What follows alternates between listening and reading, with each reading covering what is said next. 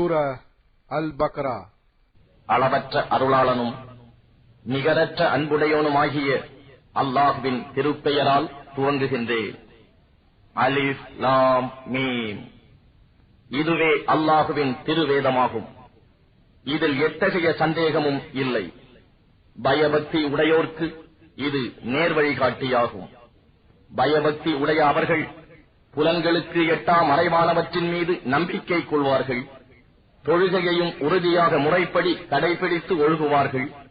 இன்னும் நாம் அவர்களுக்கு அளித்தவற்றிலிருந்து நல்வழியில் செலவும் செய்வார்கள்.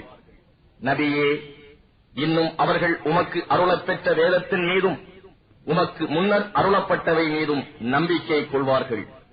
இன்னும் மறுமையை உறுதியாக நம்புவார்கள். இவர்கள்தாம் தங்கள் இறைவனின் நேர்வழியில் இருப்பவர்கள். மேலும் நிச்சயமாக இவர்களே வெற்றியாளர்கள். நிச்சயமாக இறைவனை நிராகரிப்போரை நீர் அச்சமூட்டி எச்சரித்தாலும் சரி அல்லது எச்சரிக்காவிட்டாலும் சரியே, அவர்கள் ஈமான் இறை நம்பிக்கை கொள்ள மாட்டார்கள். அல்லாஹ் அவர்களின் இதயங்களிலும் செவி புலன்களிலும் முத்திரை வைத்து விட்டான். இன்னும் அவர்களின் பார்வை மீது ஒரு திரை கிடக்கிறது. மேலும் அவர்களுக்கு கடுமையான வேதனையும் உண்டு. இன்னும் மனிதர்களில் நாங்கள் அல்லாஹுவின் மீதும் இறுதி தீர்ப்பு நாள் மீதும் நம்பிக்கை கொள்கிறோம் என்று கூறுவோரும் சிலர் இருக்கின்றனர். ஆனால் உண்மையில் அவர்கள் நம்பிக்கை கொண்டோர் அல்லர். இவ்வாறு கூறி அவர்கள் அல்லாஹுவையும் இறை நம்பிக்கை கொண்டோரையும் ஏமாற்றவே நினைக்கின்றார்கள். ஆனால் அவர்கள் உண்மையில் தம்மை தாமே ஏமாற்றிக் கொள்கிறார்களே தவிர வேறில்லை. எனினும் அவர்கள் இதை உணர்ந்து கொள்ளவில்லை. அவர்களுடைய இதயங்களில் ஒரு நோய் உள்ளது. அல்லாஹ் அந்த நோயை அவர்களுக்கு இன்னும் அதிகமாக ஆக்கிவிட்டார். மேலும் அவர்கள் பொய் சொல்லும் காரணத்தினால் அவர்களுக்கு துன்பம் தரும் வேதனையும் உண்டு. பூமியில் குழப்பத்தை உண்டாக்காதீர்கள் என்று அவர்களிடம் சொல்லப்பட்டால் நிச்சயமாக நாங்கள்தாம் சமாதானவாதிகள் என்று அவர்கள் சொல்கிறார்கள். நிச்சயமாக அவர்கள்தாம் குழப்பம் உண்டாக்குபவர்கள் அன்றோ? ஆனால் அவர்கள் இதை உணர்கிறார்கள் இல்லை. மேலும் மற்ற மனிதர்கள் நம்பிக்கை கொண்டது போன்று நீங்களும் நம்பிக்கை கொள்ளுங்கள் என்று அவர்களிடம் சொல்லப்பட்டால் மூடர்கள் நம்பிக்கை கொண்டது போல நாங்களும் நம்பிக்கை கொள்ள வேண்டுமா என்று அவர்கள் கூறுகிறார்கள். அப்படி அல்ல. நிச்சயமாக இப்படி கூறுபவர்களே மூடர்கள் அல்லவா? ஆயினும் தம் மடமையை இவர்கள் அறிவதில்லை. இன்னும் இந்த போலி விசுவாசிகள் ஈமான் கொண்டிருப்போரை சந்திக்கும் போது நாங்கள் ஈமான் கொண்டிருக்கிறோம் என்று கூறுகிறார்கள். ஆனால் அவர்கள் தங்கள் ஷைத்தான்களுடன் தனித்திருக்கும் போது நிச்சயமாக நாங்கள் உங்களுடன் தான் இருக்கிறோம், நிச்சயமாக நாங்கள் அவர்களை பரிகாசம் செய்பவர்களாகவே இருக்கிறோம் என கூறுகிறார்கள். அல்லாஹுதான் இவர்களை பரிகசிக்கிறார். இன்னும் இவர்களின் வழிகேட்டிலேயே கபோதிகளாக கட்டழியும்படி விட்டு விடுகிறார்.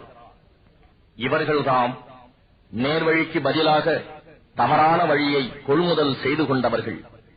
ஆனால் இவர்களுடைய இந்த வியாபாரம் இலாபம் தராது. மேலும் இவர்கள் நேர்வழி பெறுபவர்களும் அல்லர். இத்தகையோருக்கு ஓர் உதாரணம் நெருப்பை மூட்டிய ஒருவனின் உதாரணத்தை போன்றது. அந்நெருப்பானது அவனை சுற்றிலும் ஒளி வீசிய போது அல்லாஹ் அவர்களுடைய கண்களின் ஒளியை பறித்து விட்டான். இன்னும் பார்க்க முடியாத காரிருளில் அவர்களை விட்டுவிட்டான். அவர்கள் செவிடர்களாக, ஊமையர்களாக, குருடர்களாக இருக்கின்றனர். எனவே அவர்கள் நேரான வழியின் பக்கம் மீளமாட்டார்கள். அல்லது இன்னும் ஓர் உதாரணம், காரிருளும் இடியும் மின்னலும் கொண்டு வானத்திலிருந்து கடுமழை கொட்டும் மேகம். இதில் அகப்பட்டுக் கொண்டோர் மரணத்துக்கு அஞ்சி இடியோசையை விட்டு தப்பித்துக் கொள்ள தங்கள் விரல்களை தம் காதுகளில் வைத்துக் கொள்கிறார்கள். ஆனால் அல்லாஹ் எப்போதும் இந்த நிராகரிப்பவர்களை சூழ்ந்தவனாகவே இருக்கின்றான். அம்மின்னல் அவர்களின் கண் பார்வையை பறித்துவிட பார்க்கிறது. அம்மின்னலானது அவர்களுக்கு ஒளி தரும் போதெல்லாம் அவர்கள் அதன் துணையினால் நடக்கிறார்கள். அவர்களை இருள் சூழ்ந்து கொள்ளும் போது வழியறியாது நின்று விடுகிறார்கள். மேலும் அல்லாஹ் நாடினால் அவர்களுடைய கேள்வி புலனையும் பார்வைகளையும் போக்கிவிடுவான். நிச்சயமாக அல்லாஹ் எல்லாவற்றின் மீதும் பேராற்றல் உடையவன். மனிதர்களே, நீங்கள் உங்களையும் உங்களுக்கு முன் இருந்தோரையும் படைத்த உங்கள் இறைவனையே வணங்குங்கள். அதனால் நீங்கள் இறையச்சமும் தூய்மையும் உடையோராகலாம். அந்த இறைவனே உங்களுக்காக பூமியை விரிப்பாகவும் வானத்தை விதானமாகவும் அமைத்து வானத்தினின்றும் மழை பொழியச் செய்து அதனின்று உங்கள் உணவிற்காக கனிவர்க்கங்களை வெளிவரச் செய்கிறான். இந்த உண்மையெல்லாம் நீங்கள் அறிந்து கொண்டே இருக்கும் நிலையில் அவனுக்கு எவரையும் இணையாக்காதீர்கள். இன்னும் நம் அடியாருக்கு முஹம்மது ஸல்லல்லாஹு அலைஹி வஸல்லம் அவர்களுக்கு நாம் அருளியுள்ள வேதத்தில் நீங்கள் சந்தேகம் உடையோராக இருப்பீர்களானால், அந்த சந்தேகத்தில் உண்மை உடையோராகவும் இருப்பீர்களானால், அல்லாஹ்வை தவிர உங்கள் உதவியாளர்களையெல்லாம் ஒன்றாக அழைத்து வைத்துக் கொண்டு இது போன்ற ஓர் அத்தியாயமேனும் கொண்டு வாருங்கள். அப்படி நீங்கள் செய்யாவிட்டால் அப்படி செய்ய உங்களால் திண்ணமாக முடியாது. நரக நெருப்பை அஞ்சிக் கொள்ளுங்கள். மனிதர்களையும் கற்களையும் எரிபொருளாக கொண்டது அந்த நெருப்பு. இறைவனையும் அவன் வேதத்தையும் ஏற்க மறுக்கும் நிராகரிப்பவர்களுக்காகவே அது சித்தப்படுத்தப்பட்டுள்ளது. ஆனால் நம்பிக்கை கொண்டு நற்கர்மங்கள் செய்வோருக்கு நன்மாராயங்கள் கூறுவீராக.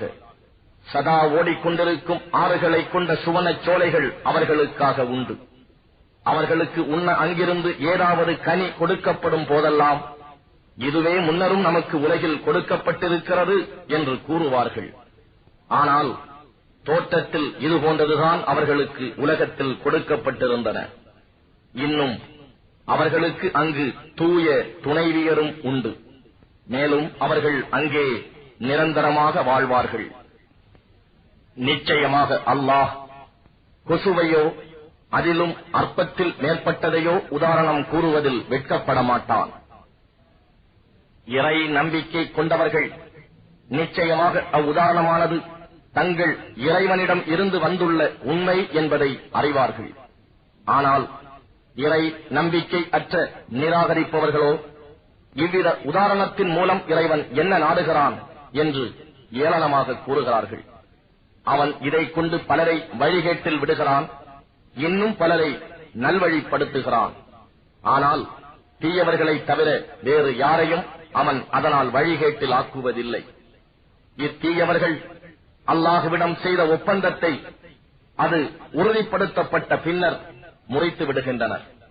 அல்லாஹ் ஒன்றிணைக்கப்பட வேண்டும் என்று கட்டளையிட்டதை துண்டித்து விடுவதுடன் பூமியில் குழப்பத்தையும் உண்டாக்குகிறார்கள். இவர்களேதாம் நஷ்டவாளிகள். நீங்கள் எப்படி அல்லாஹுவை நம்ப மறுக்கிறீர்கள்? இல்லாமையில் உயிரற்றோராக இருந்த உங்களுக்கு அவனே உயிரூட்டினான். பின்பு அவன் உங்களை மரிக்கச் செய்வான், மீண்டும் உங்களை உயிர் பெறச் செய்வான்.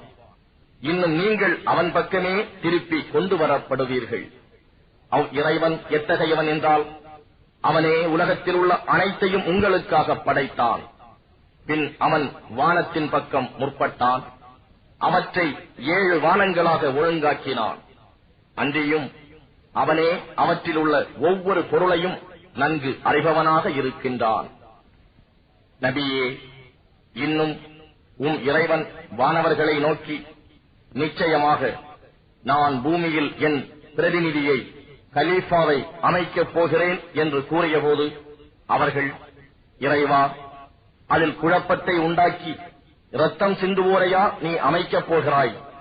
இன்னும் நாங்களோ உன் புகழ் ஓதியவர்களாக உன்னை துதித்து உன் பரிசுத்தத்தை போற்றியவர்களாக இருக்கின்றோம் என்று கூறினார்கள். அதற்கு இறைவன், நீங்கள் அறியாதவற்றையெல்லாம் நிச்சயமாக நான் அறிவேன் என கூறினான். இன்னும் இறைவன் எல்லா பொருட்களின் பெயர்களையும் ஆதமுக்கு கற்றுக் கொடுத்தான். பின் அவற்றை வானவர்கள் முன் எடுத்துக் காட்டி, நீங்கள் உங்கள் கூற்றில் உண்மையாளர்களாக இருப்பின் இவற்றின் பெயர்களை எனக்கு விவரியுங்கள் என்றான். அவர்கள், இறைவா, நீயே தூயவன், நீ எங்களுக்கு கற்றுக் கொடுத்தவை தவிர வேறு யாரொன்றையும் நாங்கள் அறியோம். நிச்சயமாக நீயே பேரறிவாளன், விவேகம் மிக்கோன் என கூறினார்கள். ஆதமே, அப்பொருட்களின் பெயர்களை அவர்களுக்கு விவரிப்பீராக என்று இறைவன் சொன்னான். அவர் அப்பெயர்களை அவர்களுக்கு விவரித்தபோது, நிச்சயமாக நான் வானங்களிலும் பூமியிலும் மறைந்திருப்பவற்றை அறிவேன் என்றும், நீங்கள் வெளிப்படுத்துவதையும் நீங்கள் மறைத்துக் கொண்டிருப்பதையும் நான் அறிவேன் என்றும் உங்களிடம் நான் சொல்லவில்லையா என்று இறைவன் கூறினான். பின்னர் நாம் மலக்குகளை நோக்கி ஆதமுக்கு பணிந்து சுஜூது செய்யுங்கள் என்று சொன்னபோது, இப்லீஸை தவிர மற்ற அனைவரும் சிரம் பணிந்தனர். அவன் இப்லீஸ் மறுத்தான், ஆணவமும் கொண்டான்.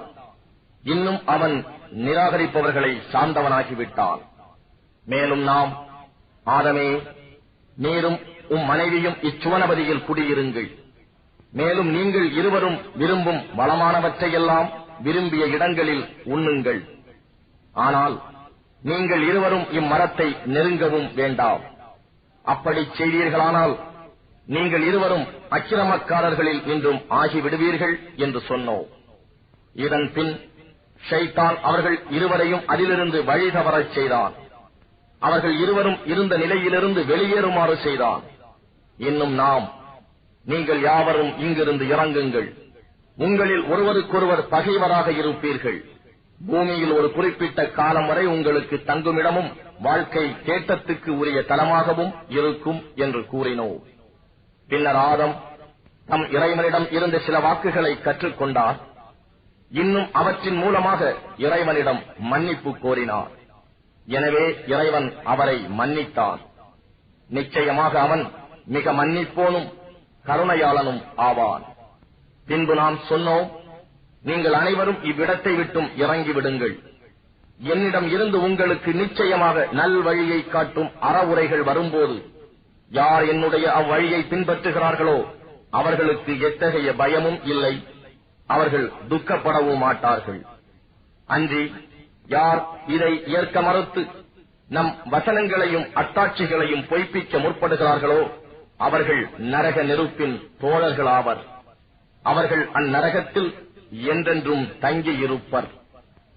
இஸ்ராயேலின் சந்ததியினரே, நான் உங்களுக்கு அளித்த என்னுடைய அருட்கொடையை நினைவு கூறுங்கள். நீங்கள் என் வாக்குறுதியை நிறைவேற்றுங்கள். நான் உங்கள் வாக்குறுதியை நிறைவேற்றுவேன். மேலும் நீங்கள் வேறு எவருக்கும் அஞ்சாது எனக்கே அஞ்சுவீர்களாக. இன்னும் நான் இறக்கிய வேதத்தை நம்புங்கள். இது உங்களிடம் உள்ள வேதத்தை மெய்ப்பிக்கின்றது. நீங்கள் அதை ஏற்க மறுப்பவர்களில் முதன்மையானவர்களாயிருந்து விட வேண்டாம். மேலும் என் திருவசனங்களை சொற்ப விலைக்கு விற்று விடாதீர்கள். இன்னும் எனக்கே நீங்கள் அஞ்சி ஒழுகி வருவீர்களாக. நீங்கள் அறிந்து கொண்டே உண்மையை பொய்யுடன் கலக்காதீர்கள். உண்மையை மறைக்கவும் செய்யாதீர்கள். தொழுகையை கடைபிடியுங்கள். ஜகாத்தையும் ஒழுங்காக கொடுத்து வாருங்கள். ருக்கு செய்வோரோடு சேர்ந்து குனிந்து நீங்களும் ருக்கு செய்யுங்கள். நீங்கள் வேதத்தையும் ஓதிக்கொண்டே மற்ற மனிதர்களை நன்மை செய்யுமாறு ஏவி அதே நேரத்தில் தங்களையே மறந்து விடுகிறீர்களா? நீங்கள் சிந்தித்து புரிந்து கொள்ள வேண்டாமா? மேலும் பொறுமையை கொண்டும் தொழுகையை கொண்டும் அல்லாஹ்விடம் உதவி தேடுங்கள். எனினும் நிச்சயமாக இது உள்ளச்சம் உடையோருக்கன்றி மற்றவர்களுக்கு பெரும் பாரமாகவே இருக்கும்.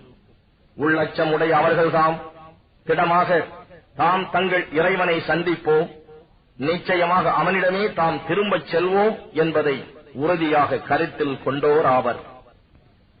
இஸ்ராயேலின் மக்களே, முன்னர் நான் உங்களுக்கு அளித்த அருட்கொடையையும் உலகோர் யாவரையும் விட உங்களை மேன்மைப்படுத்தினேன் என்பதையும் நினைவு கூறுங்கள்.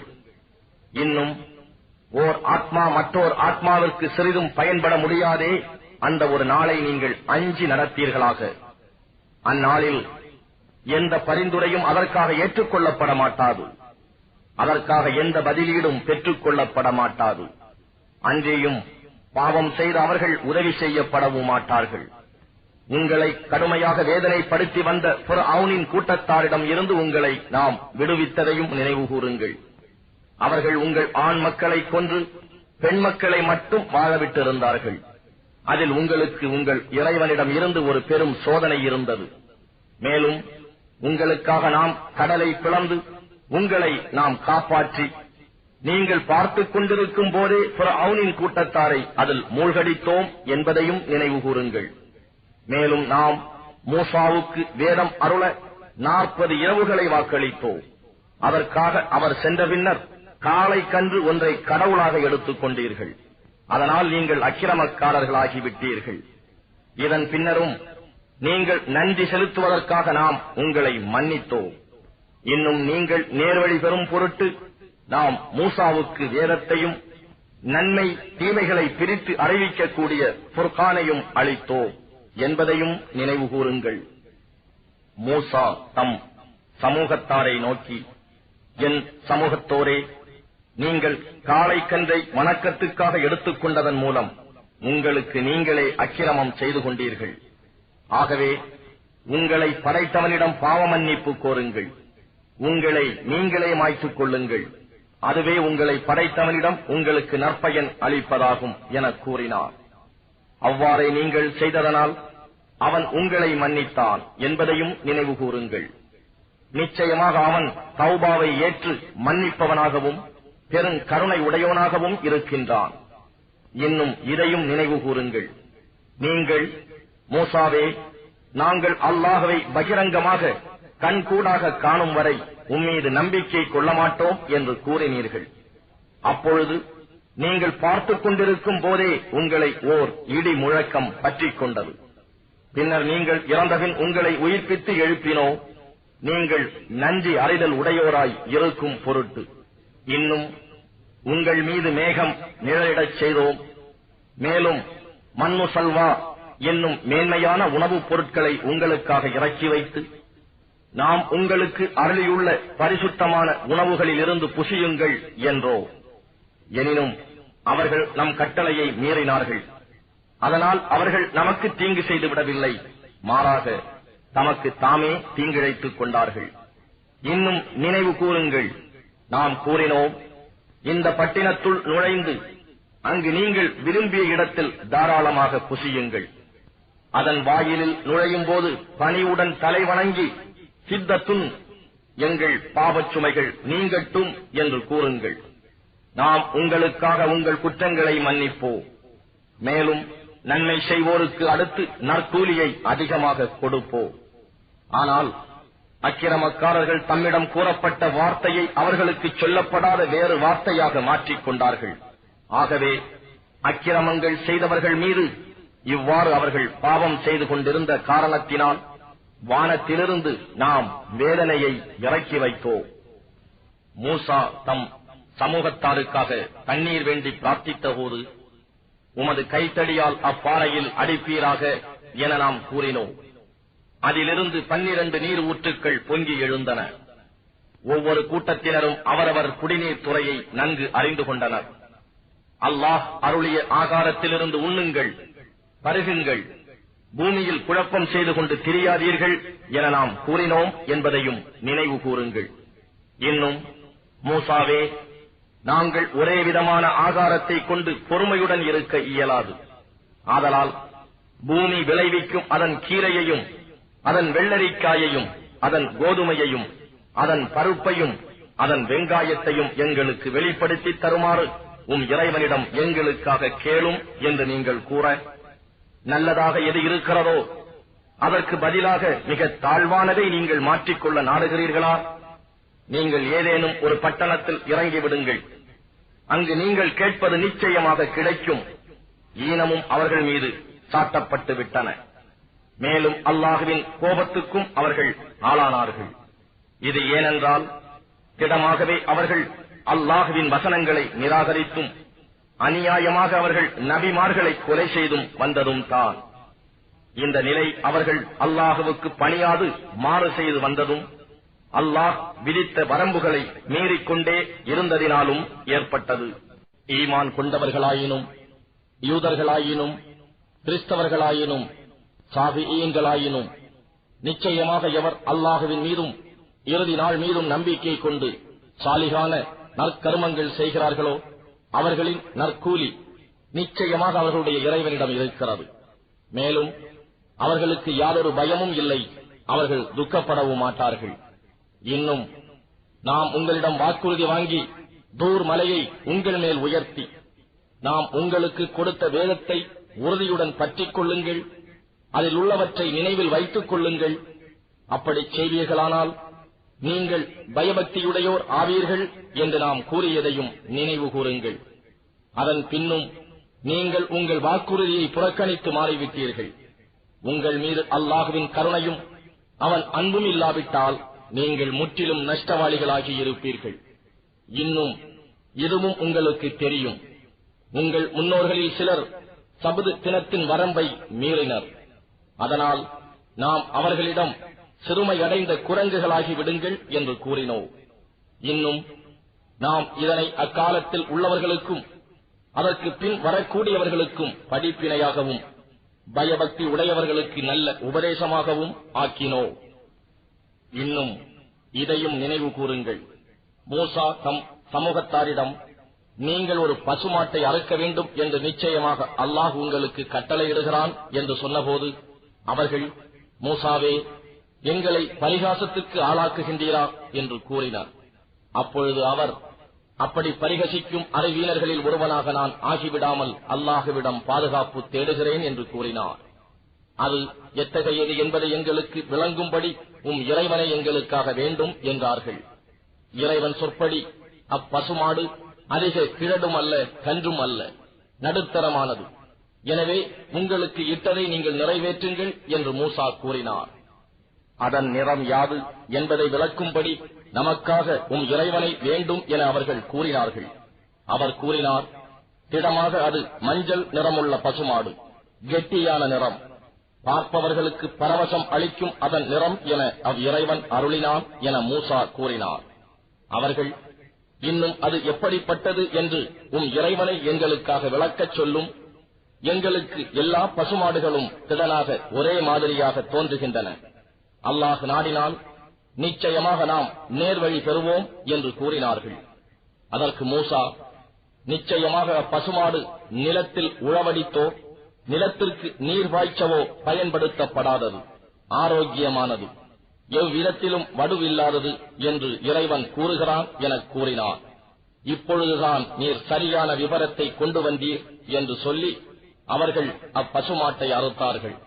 ஆனால் அதை அவர்கள் நல்ல மனதுடன் செய்யவில்லை. நீங்கள் ஒரு மனிதனை கொன்றீர்கள், பின் அது பற்றி ஒருவருக்கொருவர் குற்றம் சாட்டி தர்க்கித்துக் கொண்டிருந்தீர்கள். ஆனால் அல்லாஹ் நீங்கள் மறைத்ததை வெளியாக்குபவனாக இருந்தான் என்பதை நினைவு கூறுங்கள். அறுக்கப்பட்ட பசுவின் ஒரு துண்டால் அக்கொலையுண்டவனின் சடலத்தில் அடியுங்கள் என்று அப்பால் நாம் சொன்னோம். இவ்வாறே அல்லாஹ் இறந்தவர்களை உயிர்ப்பிக்கிறான். நீங்கள் நல்ல அறிவு பெறும் பொருட்டு தன் அத்தாட்சிகளையும் அவன் இவ்வாறு உங்களுக்கு காட்டுகிறான். இத்தகைய அத்தாட்சிகளை கண்டபின்னரும் உங்கள் இதயங்கள் இறுகிவிட்டன. அவை கற்பாறையைப் போல் ஆயின, அல்லது அதைவிடவும் அதிக கடினமாயின. ஏனெனில் திடமாக கற்பாறைகள் சிலவற்றினின்று ஆறுகள் ஒலித்தோடுவதுண்டு. இன்னும் சில பிளவுபட்டு திடமாக அவற்றினின்று தண்ணீர் வெளிப்படக்கூடியதும் உண்டு. இன்னும் திடமாக அல்லாஹுவின் மீதுள்ள அச்சத்தால் சில கற்பாறைகள் உருண்டு விழக்கூடியவையும் உண்டு. மேலும் அல்லாஹ் நீங்கள் செய்து வருவது பற்றி கவனிக்காமல் இல்லை. முஸ்லிம்களே, இவர்கள் யூதர்கள் உங்களுக்காக நம்பிக்கை கொள்வார்கள் என்று ஆசை வைக்கிறீர்களா?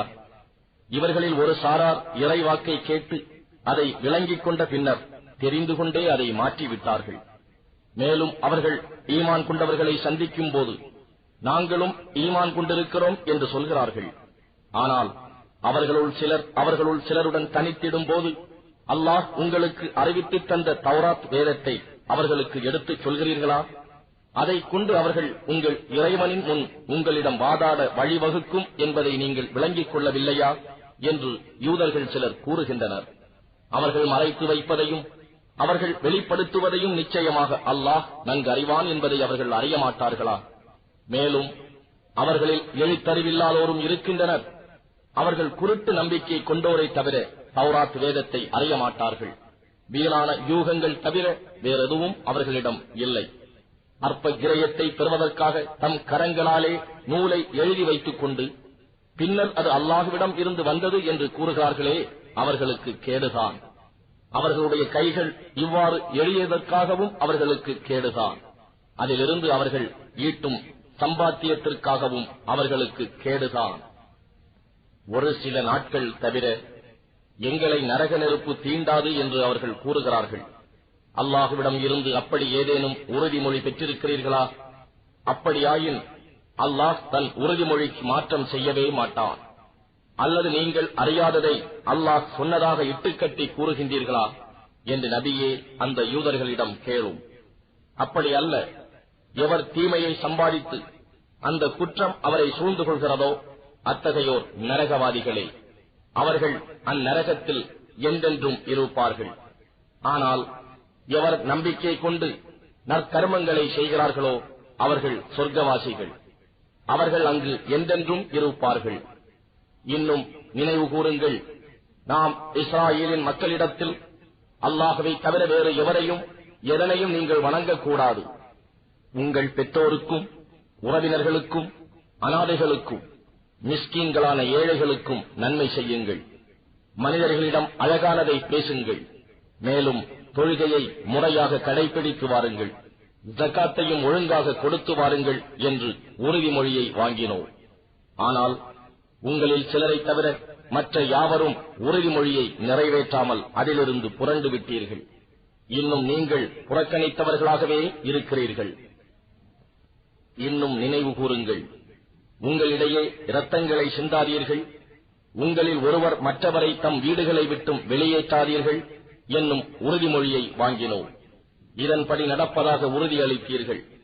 அதற்கு நீங்களே சாட்சியாகவும் இருந்தீர்கள். இவ்வாறு உறுதிப்படுத்திய நீங்களே உங்களிடையே கொலை செய்கின்றீர்கள். உங்களிலேயே ஒரு சாராரை அவர்களுடைய வீடுகளில் இருந்து வெளியேற்றுகிறீர்கள். அவர்கள் மீது அக்கிரமம் புரியவும் பகைமை கொள்ளவும் அவர்களின் விரோதிகளுக்கு உதவி செய்கிறீர்கள். வெளியேற்றப்பட்டவர்கள் இவ்விரோதிகளிடம் சிக்கி கைதிகளாக உங்களிடம் வந்தால் அப்பொழுது மட்டும் பழிப்புக்கு அஞ்சி நஷ்ட ஈடு கொடுத்து அவர்களை விடுதலை செய்து விடுகிறீர்கள். ஆனால் அவர்களை வீடுகளை விட்டு வெளியேற்றுவது உங்கள் மீது தடுக்கப்பட்ட செயலாகும். அப்படி என்றால் நீங்கள் வேதத்தில் சிலரை நம்பி சிலரை மறுக்கிறீர்களா? எனவே உங்களில் இவ்வகையில் செயல்படுகிறவர்களுக்கு இவ்வுலக வாழ்வில் இழிவை தவிர வேறு கூலி எதுவும் கிடைக்காது. மறுமை நாளிலோ அவர்கள் மிக கடுமையான வேதனையின்பால் மீட்டப்படுவார்கள். இன்னும் நீங்கள் செய்து வருவதை அல்லாஹ் கவனிக்காமல் இல்லை. மறுமையின் நிலையான வாழ்க்கைக்கு பகரமாக அற்பமான இவ்வுலக வாழ்க்கையை விலைக்கு வாங்கிக் கொண்டவர்கள் இவர்கள்தாம். ஆகவே இவர்களுக்கு ஒரு சிறிதளவும் வேதனை இலேசாக்கப்பட மாட்டாது. இவர்கள் உதவியும் செய்யப்பட மாட்டார்கள். மேலும் நாம் மூசாவுக்கு நிச்சயமாக வேதத்தை கொடுத்தோம். அவருக்கு பின் தொடர்ச்சியாக இறை தூதர்களை நாம் அனுப்பினோம். இன்னும் மரியமின் குமாரர் ஈசாவுக்கு தெளிவான அத்தாட்சிகளை கொடுத்து ரூஹுல் குத்ஸி என்னும் பரிசுத்த ஆத்மாவை கொண்டு அவருக்கு வலுவூட்டினோம். உங்கள் மனம் விரும்பாததை நம் தூதர் உங்களிடம் கொண்டு வரும் போதெல்லாம் நீங்கள் கர்வம் கொண்டு புறக்கணித்து வந்தீர்கள் அல்லவா? சிலரை நீங்கள் பொய்ப்பித்தீர்கள், சிலரை கொன்றீர்கள். இன்னும் அவர்கள் யூதர்கள், எங்களுடைய இதயங்கள் பாதுகாக்கப்பட்டுள்ளன, இறை வசனங்கள் இதயங்களில் காப்பாக வைக்கப்பட்டுள்ளன, நமக்கு வேறொன்றும் தேவையில்லை என்று கூறுகிறார்கள். ஆனால் அவர்களுடைய நிராகரிப்பின் காரணத்தால் அல்லாஹ் அவர்களை சபித்து விட்டார். ஆகவே அவர்கள் சொற்பமாகவே ஈமான் கொள்வார்கள். அன்றியும் அவர்களிடம் இருக்கும் வேதத்தை மெய்ப்பிக்கும் அல் குர்ஆன் என்னும் வேதம் வந்தது. முன்னரெல்லாம் இந்த யூதர்கள் நிராகரிப்பவர்கள் மீது வெற்றி கொள்வதற்காக இவ்வேதத்தின் பொருட்டு வேண்டிக் கொண்டிருந்தார்கள். ஆனால் அவர்கள் வரும் என எதிர்பார்த்துக் கொண்டிருந்த வேதம் இதுதான் என்று நன்கு அறிந்து கொண்டே அவர்கள் இவ்வேதத்தை நிராகரிக்கிறார்களே. இப்படி நிராகரிப்போர் மீது அல்லாஹுவின் சாபக்கேடு உண்டாவதாக. அல்லாஹ் தன் நல்லடியார்களில் அவன் விரும்பியவர் மீது தன்னுடைய அருட்கொடையை வஹி இறக்கி வைத்தான். அது தங்கள் மீது அருளப்படவில்லையே என்ற பொறாமையால் அல்லாஹ் இறக்கிய வேதத்தை நிராகரித்தார்கள். இப்படி தங்கள் ஆத்மாக்களை விற்று அவர்கள் பெற்றுக் கொண்டது மிகவும் கெட்டது. இதனால் அவர்கள் இறைவனுடைய கோபத்தின் மேல் கோபத்திற்கு ஆளாகிவிட்டார்கள். இன்னும் நிராகரிப்பவர்களுக்கு இழிவான வேதனை உண்டு. அல்லாஹ் இறக்கி வைத்த திரு குர்ஆன் மீது நம்பிக்கை கொள்ளுங்கள் என்று அவர்களுக்கு சொல்லப்பட்டால் எங்கள் மீது இறக்கப்பட்டதன் மீதுதான் நம்பிக்கை கொள்வோம் என்று கூறுகிறார்கள். அதை தவிர உள்ளவற்றை நிராகரிக்கிறார்கள். ஆனால் இதுவோ குர்ஆன் அவர்களிடம் இருப்பதை உண்மைப்படுத்தும் மெய்யான வேதமாகும். நீங்கள் உண்மை விசுவாசிகளாக இருந்தால் ஏன் அல்லாஹ்வின் முந்திய நபிமார்களை நீங்கள் கொலை செய்தீர்கள் என்று அவர்களிடம் நபியே கேட்பீராக. நிச்சயமாக மூசா உங்களிடம் தெளிவான அத்தாட்சிகளை கொண்டு வந்தார்.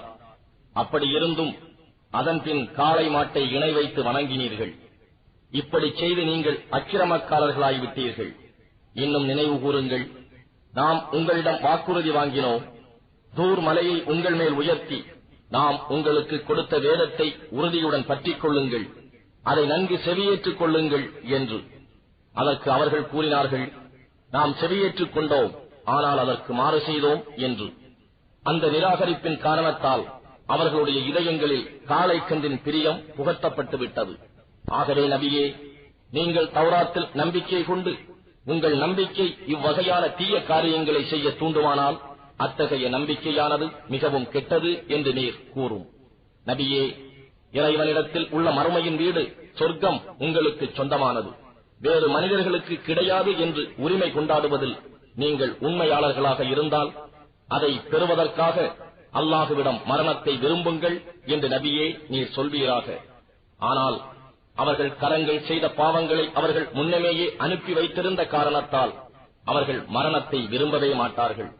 நிச்சயமாக அல்லாஹ் அந்த அக்கிரமக்காரர்களை நன்கு அறிந்தவனாகவே இருக்கிறான். அவர்கள் மற்ற மனிதர்களை விட இணை வைப்பவர்களையும் விட இவ்வுலக வாழ்க்கையில் பேராசை உடையவர்களாக இருப்பதை நபியே நீர் நிச்சயமாக காண்பீர். அவர்களில் ஒவ்வொருவரும் 1000 ஆண்டுகள் வாழ வேண்டும் என ஆசைப்படுகிறார்கள். ஆனால் அப்படி அவர்களுக்கு நீண்ட வயது கொடுக்கப்பட்டாலும் அவர்கள் இறைவனின் தண்டனையிலிருந்து தப்ப முடியாது. இன்னும் அல்லாஹ் அவர்கள் செய்வதையெல்லாம் கூர்ந்து பார்ப்பவனாகவே இருக்கிறான். ஜிப்ரீலுக்கு யார் விரோதியாக இருக்க முடியும் என்று நபியே நீர் கூறும். நிச்சயமாக அவர்தாம் அல்லாஹுவின் கட்டளைக்கு இணங்கி இதயத்தில் குர்ஆனை இறக்கி வைக்கிறார். அது தனக்கு முன் இருந்த வேதங்கள் உண்மை என உறுதிப்படுத்துகிறது. இன்னும் அது வழிகாட்டியாகவும் நம்பிக்கை கொண்டோருக்கு நன்மாராயமாகவும் இருக்கிறது. எவர் அல்லாஹுவுக்கும் அவனுடைய மலக்குகளுக்கும் அவனுடைய தூதர்களுக்கும் ஜிப்ரீலுக்கும் மீகாயிலுக்கும் பகைவராக இருக்கிறாரோ, நிச்சயமாக அவ்வாறு நிராகரிப்போருக்கு அல்லாஹ் பகைவனாகவே இருக்கிறான். நபியே, நிச்சயமாக நாம் மிக தெளிவான வசனங்களை உம்மீது இறக்கி வைத்திருக்கிறோம். பாசிக்கான பாவிகளை தவிர வேறு எவரும் அவற்றை நிராகரிக்க மாட்டார்கள். மேலும் அவர்கள் உடன்படிக்கைகள் செய்த போதெல்லாம் அவர்களில் ஒரு பிரிவினர் அவற்றை முறித்து விடவில்லையா? ஆகவே அவர்களில் பெரும்பாலோர் ஈமான் கொள்ள மாட்டார்கள்.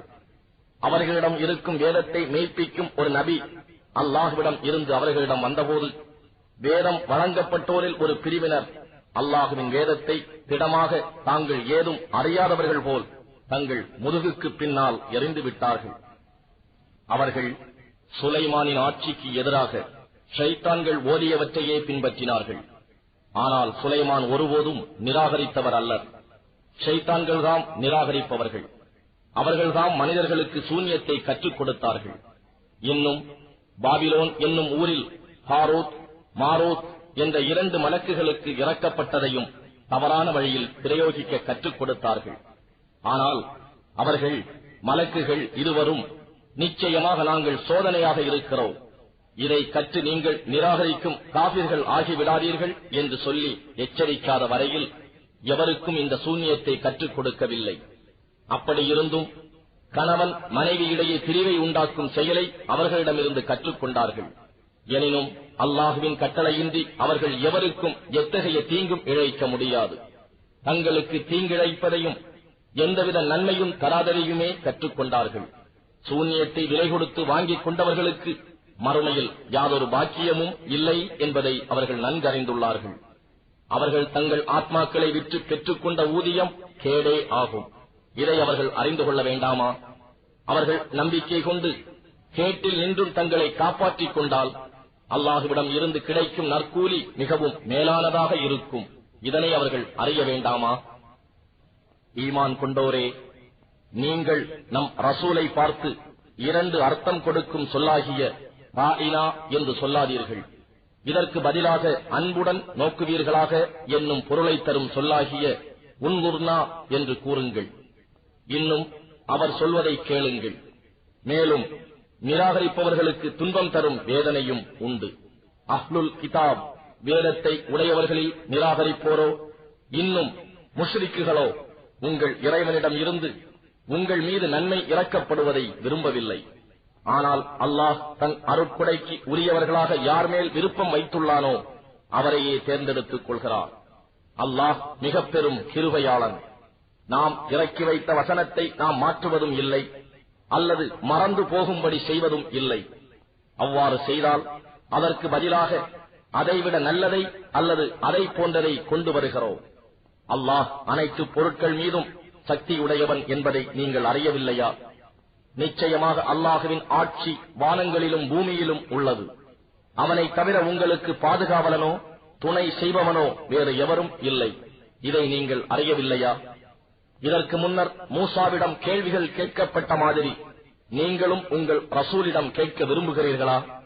எவன் ஒருவன் நம்பிக்கையை நிராகரிப்பினால் மாற்றுகிறானோ அவன் நிச்சயமாக நேர் வழி நின்றும் தவறிவிட்டான். அஹ்லுல் கிதாப் வேதத்தை உடையவர்களில் பெரும்பாலோர் நீங்கள் நம்பிக்கை கொண்டபின் நிராகரிப்பவர்களாக மாற வேண்டும் என விரும்புகிறார்கள். இதற்கு காரணம் அவர்கள் மனதில் உள்ள பொறாமையே ஆகும். அவர்களுக்கு உண்மை இன்னது என்பது தெளிவாக தெரிந்துவிட்ட பின்னரும் இவ்வாறு செய்கிறார்கள். ஆனால் அல்லாஹுவின் கட்டளை வரும் வரை அவர்களை மன்னித்து அவர்கள் போக்கிலே விட்டு விடுங்கள். நிச்சயமாக அல்லாஹ் அனைத்து பொருட்கள் மீதும் சக்தியுடையவனாக இருக்கிறார்.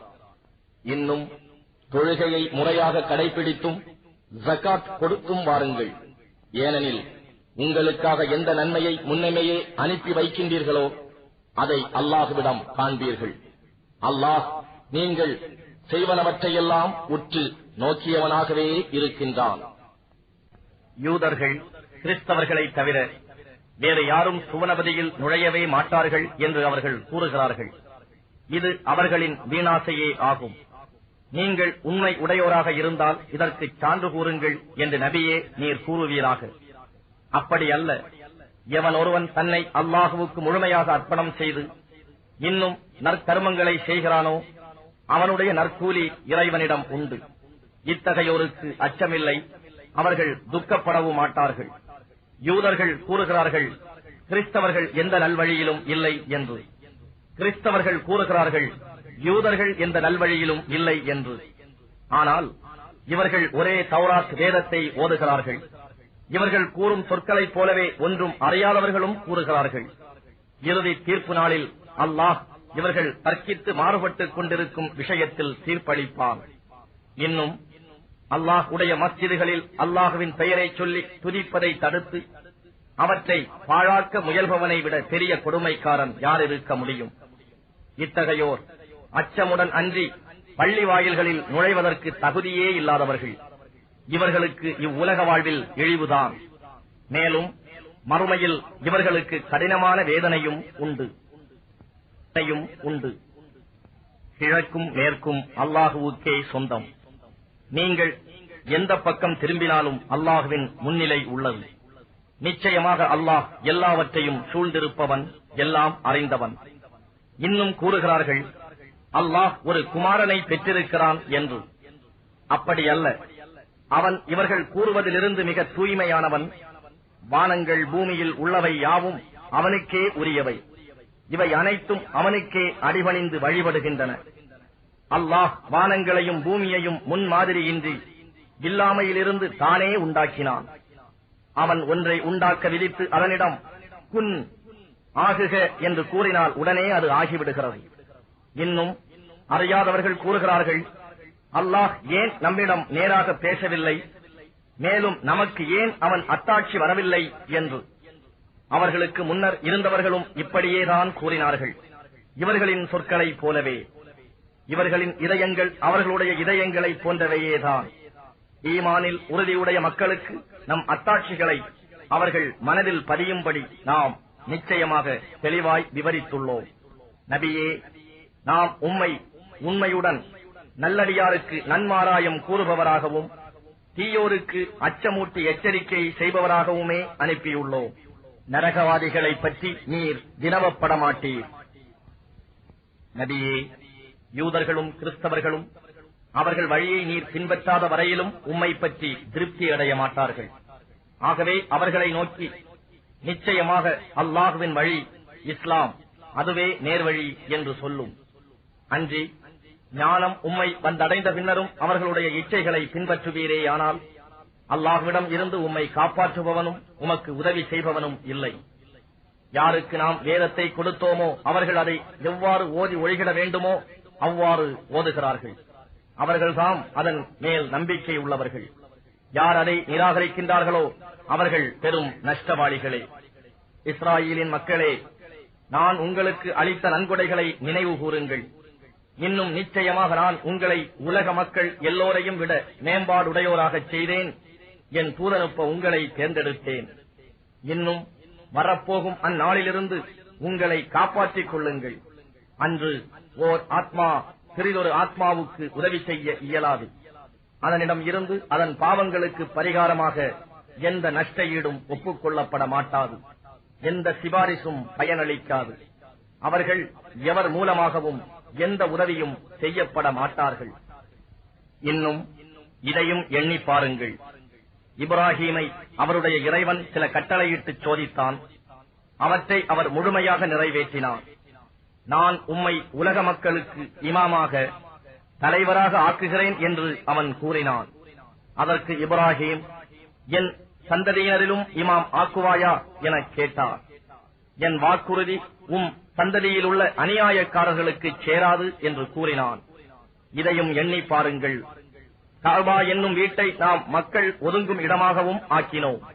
இன்னும் பாதுகாப்பான இடமாகவும் ஆக்கினோம். இப்ராஹீம் நின்ற இடத்தை மகாமு இப்ராஹீமை தொழும் இடமாக நீங்கள் ஆக்கிக் கொள்ளுங்கள் என்றும் நாம் சொன்னோம். இன்னும் என் வீட்டை சுற்றி வருபவர்கள், தனியாக அமர்ந்து தியானிப்பவர்கள், ருக்கு செய்பவர்கள், சுஜூத் செய்பவர்கள் ஆகியோருக்காக தூய்மையாக அதனை வைத்திருக்க வேண்டும் என்று இப்ராஹீமிடம் இருந்தும் இஸ்மாயிலிடம் இருந்தும் உறுதிமொழி வாங்கினோம். இன்னும் நினைவு கூறுங்கள். இப்ராஹீம், இறைவா, இந்த பட்டணத்தை பாதுகாப்பான இடமாக ஆக்கி வைப்பாயாக. இதில் வசிப்போரில் யார் அல்லாஹுவையும் இறுதி நாளையும் நம்புகிறார்களோ அவர்களுக்கு பல வகை கனிவகைகளையும் கொண்டு உணவளிப்பாயாக என்று கூறினார். அதற்கு இறைவன் கூறினான், ஆம், யார் நம்பிக்கை கொள்ளவில்லையோ அவனுக்கு சிறிது காலம் சுக அனுபவத்தை அளிப்பேன். பின்னர் அவனை நரக நெருப்பின் வேதனையில் புகுத்துவேன். அவன் சேரும் இடம் மிகவும் கெட்டதே. இப்ராஹீமும் இஸ்மாயிலும் இவ்வீட்டின் அடித்தளத்தை உயர்த்திய போது, எங்கள் ரப்பே, எங்களிடம் இருந்து இப்பணியை ஏற்றுக்கொள்வாயாக. நிச்சயமாக நீயே யாவற்றையும் கேட்பவனாகவும் அறிபவனாகவும் இருக்கின்றாய் என்று கூறினர். எங்கள் ரப்பே, எங்கள் இருவரையும் உன்னை முற்றிலும் வழிபடும் முஸ்லிம்களாக்குவாயாக. எங்கள் சந்ததியினரிடம் இருந்தும் உன்னை முற்றிலும் வழிபடும் ஒரு கூட்டத்தினரை முஸ்லிம்களாகவும் ஆக்கி வைப்பாயாக. நாங்கள் உன்னை வழிபடும் வழிகளையும் அறிவித்தருள்வாயாக. எங்களை கருணையுடன் நோக்கி எங்கள் பிழைகளை மன்னிப்பாயாக. நிச்சயமாக நீயே கருணையுடன் மிக மன்னிப்போனும் அளவிலா அன்புடையோனாகவும் இருக்கின்றாய். எங்கள் ரப்பே, அவர்களிடையே உன்னுடைய வசனங்களை ஓதிக் காண்பித்து அவர்களுக்கு வேதத்தையும் ஞானத்தையும் கற்றுக் கொடுத்து அவர்களை தூய்மைப்படுத்தக்கூடிய ஒரு தூதரை எழுந்திடச் செய்வாயாக. நிச்சயமாக நீயே வல்லமை மிக்கோனும் பெரும் ஞானமுடையோனாகவும் இருக்கின்றாய். இப்ராஹீமுடைய மார்க்கத்தை புறக்கணிப்பவன் யார்? தன்னைத்தானே தாழ்த்திக் கொள்பவனை தவிர. நிச்சயமாக நாம் அவரை தூய்மையாளராக இவ்வுலகில் தேர்ந்தெடுத்தோம். அவர் மறுமையில் சாலிகான நல்லடியார் கூட்டத்திலேயே இருப்பார். இன்னும் அவரிடம் அவருடைய இறைவன், என்னிடம் முற்றிலும் வழிபட்டவராக சரணடையும் என்று சொன்னபோது அவர், உலகங்களுக்கெல்லாம் இறைவனாகிய உனக்கு முற்றிலும் வழிபட்டோனாக சரணடைந்தேன் என்று கூறினார். இதையே இப்ராஹீம் தம் குமாரர்களுக்கு வசியத் உபதேசம் செய்தார். யாக்கூபும் இவ்வாறே செய்தார். அவர் கூறினார், என் குமாரர்களே, அல்லாஹ் உங்களுக்கு சன்மார்க்கத்தை இஸ்லாமை தேர்ந்தெடுத்துள்ளான். நீங்கள் முஸ்லிம்களாக அன்றி மரணிக்காதீர்கள். யாக்கூபுக்கு மரணம் நெருங்கிய போது நீங்கள் சாட்சியாக இருந்தீர்களா? அப்பொழுது அவர் தம் குமாரர்களிடம், எனக்கு பின் நீங்கள் யாரை வணங்குவீர்கள் என கேட்டதற்கு, உங்கள் நாயனை, உங்கள் மூதாதையர் இப்ராஹிம், இஸ்மாயில், இஸ்ஹாக் ஆகியோரின் நாயனை, ஒரே நாயனையே வணங்குவோம், அவனுக்கே முற்றிலும் வழிபட்ட முஸ்லிம்களாக இருப்போம் என கூறினர். அந்த உம்மத் சமூகம் சென்றுவிட்டது. அவர்கள் சம்பாதித்தவை அவர்களுக்கே, நீங்கள் சம்பாதித்தவை உங்களுக்கே.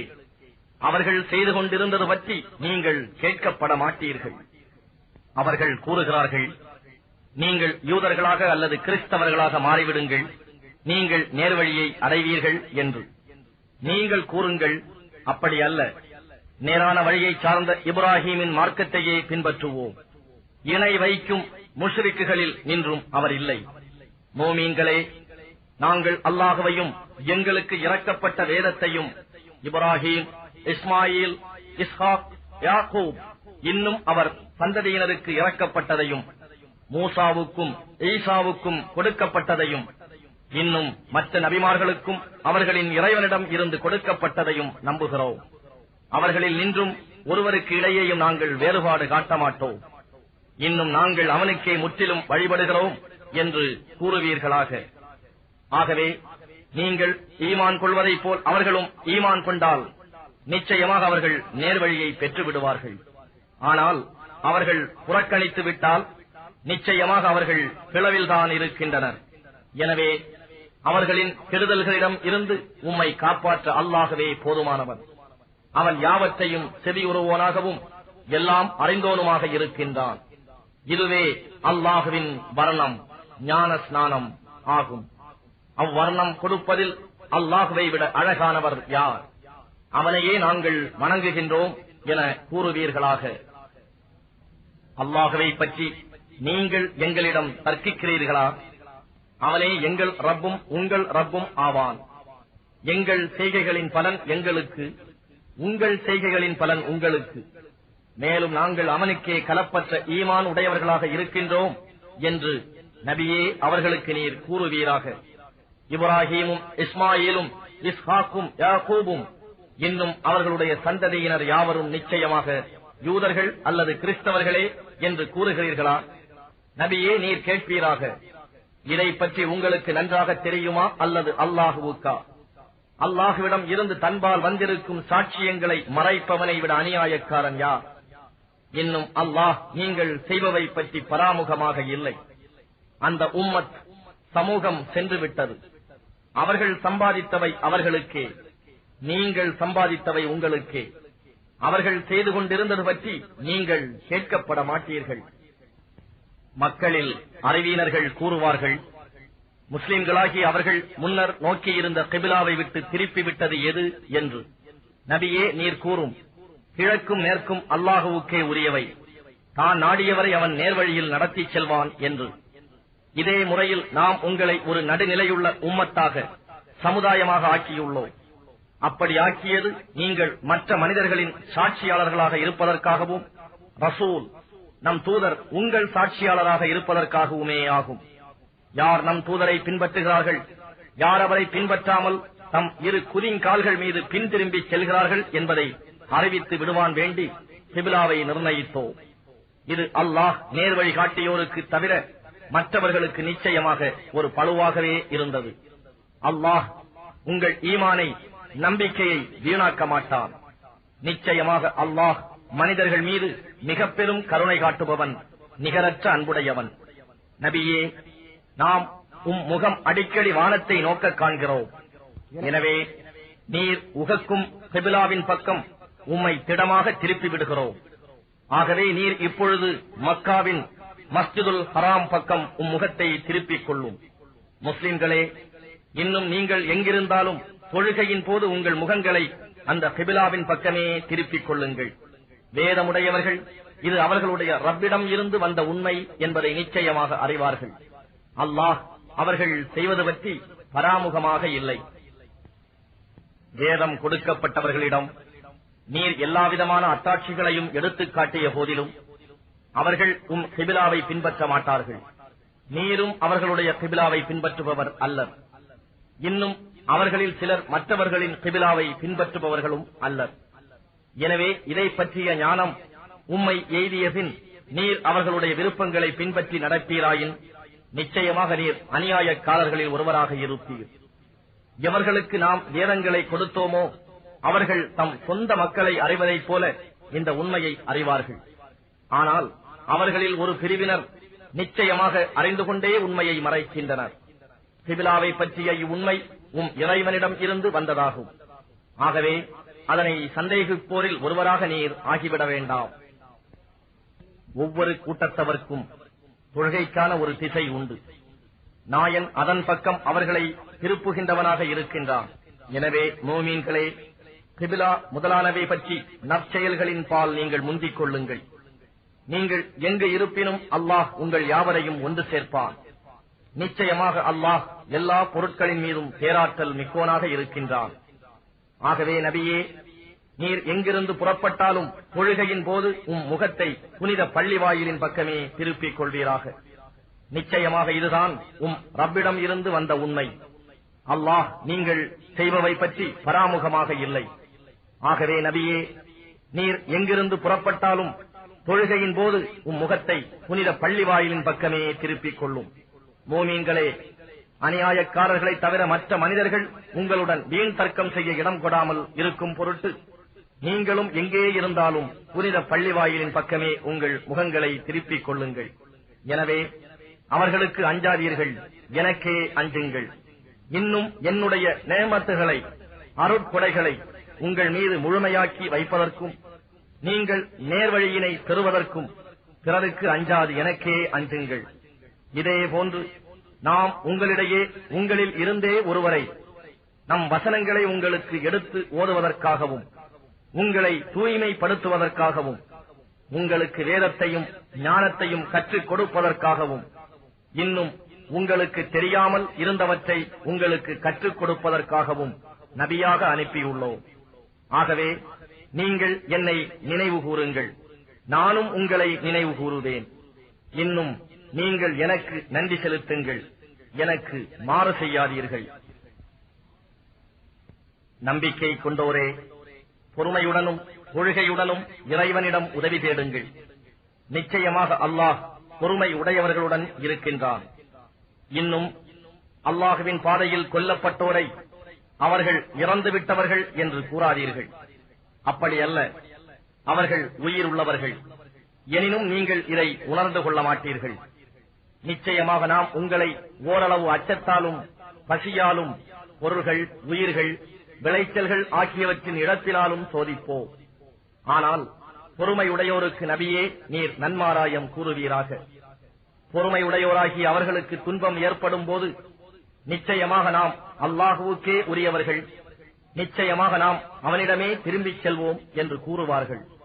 இத்தகையோர் மீதுதான் அவர்களுடைய இறைவனின் நல்லாசியும் ரஹ்மத்தும் கிருபையும் உண்டாகின்றன. இன்னும் இவர்கள்தாம் நேர்வழியை அடைந்தவர்கள். நிச்சயமாக சஃபா, மர்வா என்னும் மலைகள் அல்லாஹுவின் அடையாளங்களில் நின்றும் உள்ளன. எனவே எவர் கஅபா என்னும் அவ்வீட்டை ஹஜ் அல்லது உம்ரா செய்கிறார்களோ அவர்கள் அவ்விரு மலைகளையும் சுற்றி வருதல் குற்றமல்ல.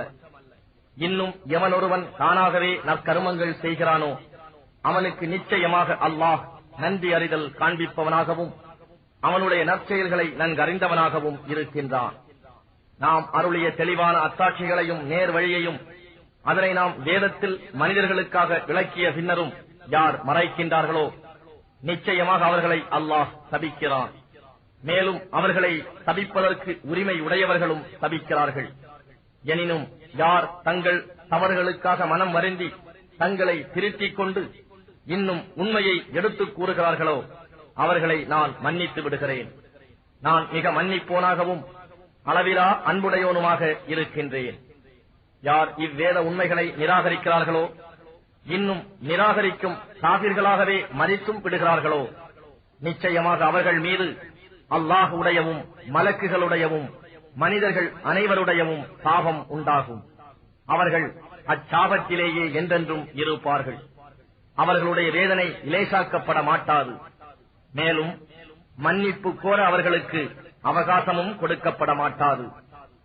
மேலும் உங்கள் நாயன் ஒரே நாயன்தான், அவனை தவிர வேறு நாயன் இல்லை. அவன் அளவற்ற அருளாளன், நிகரற்ற அன்புடையோன்.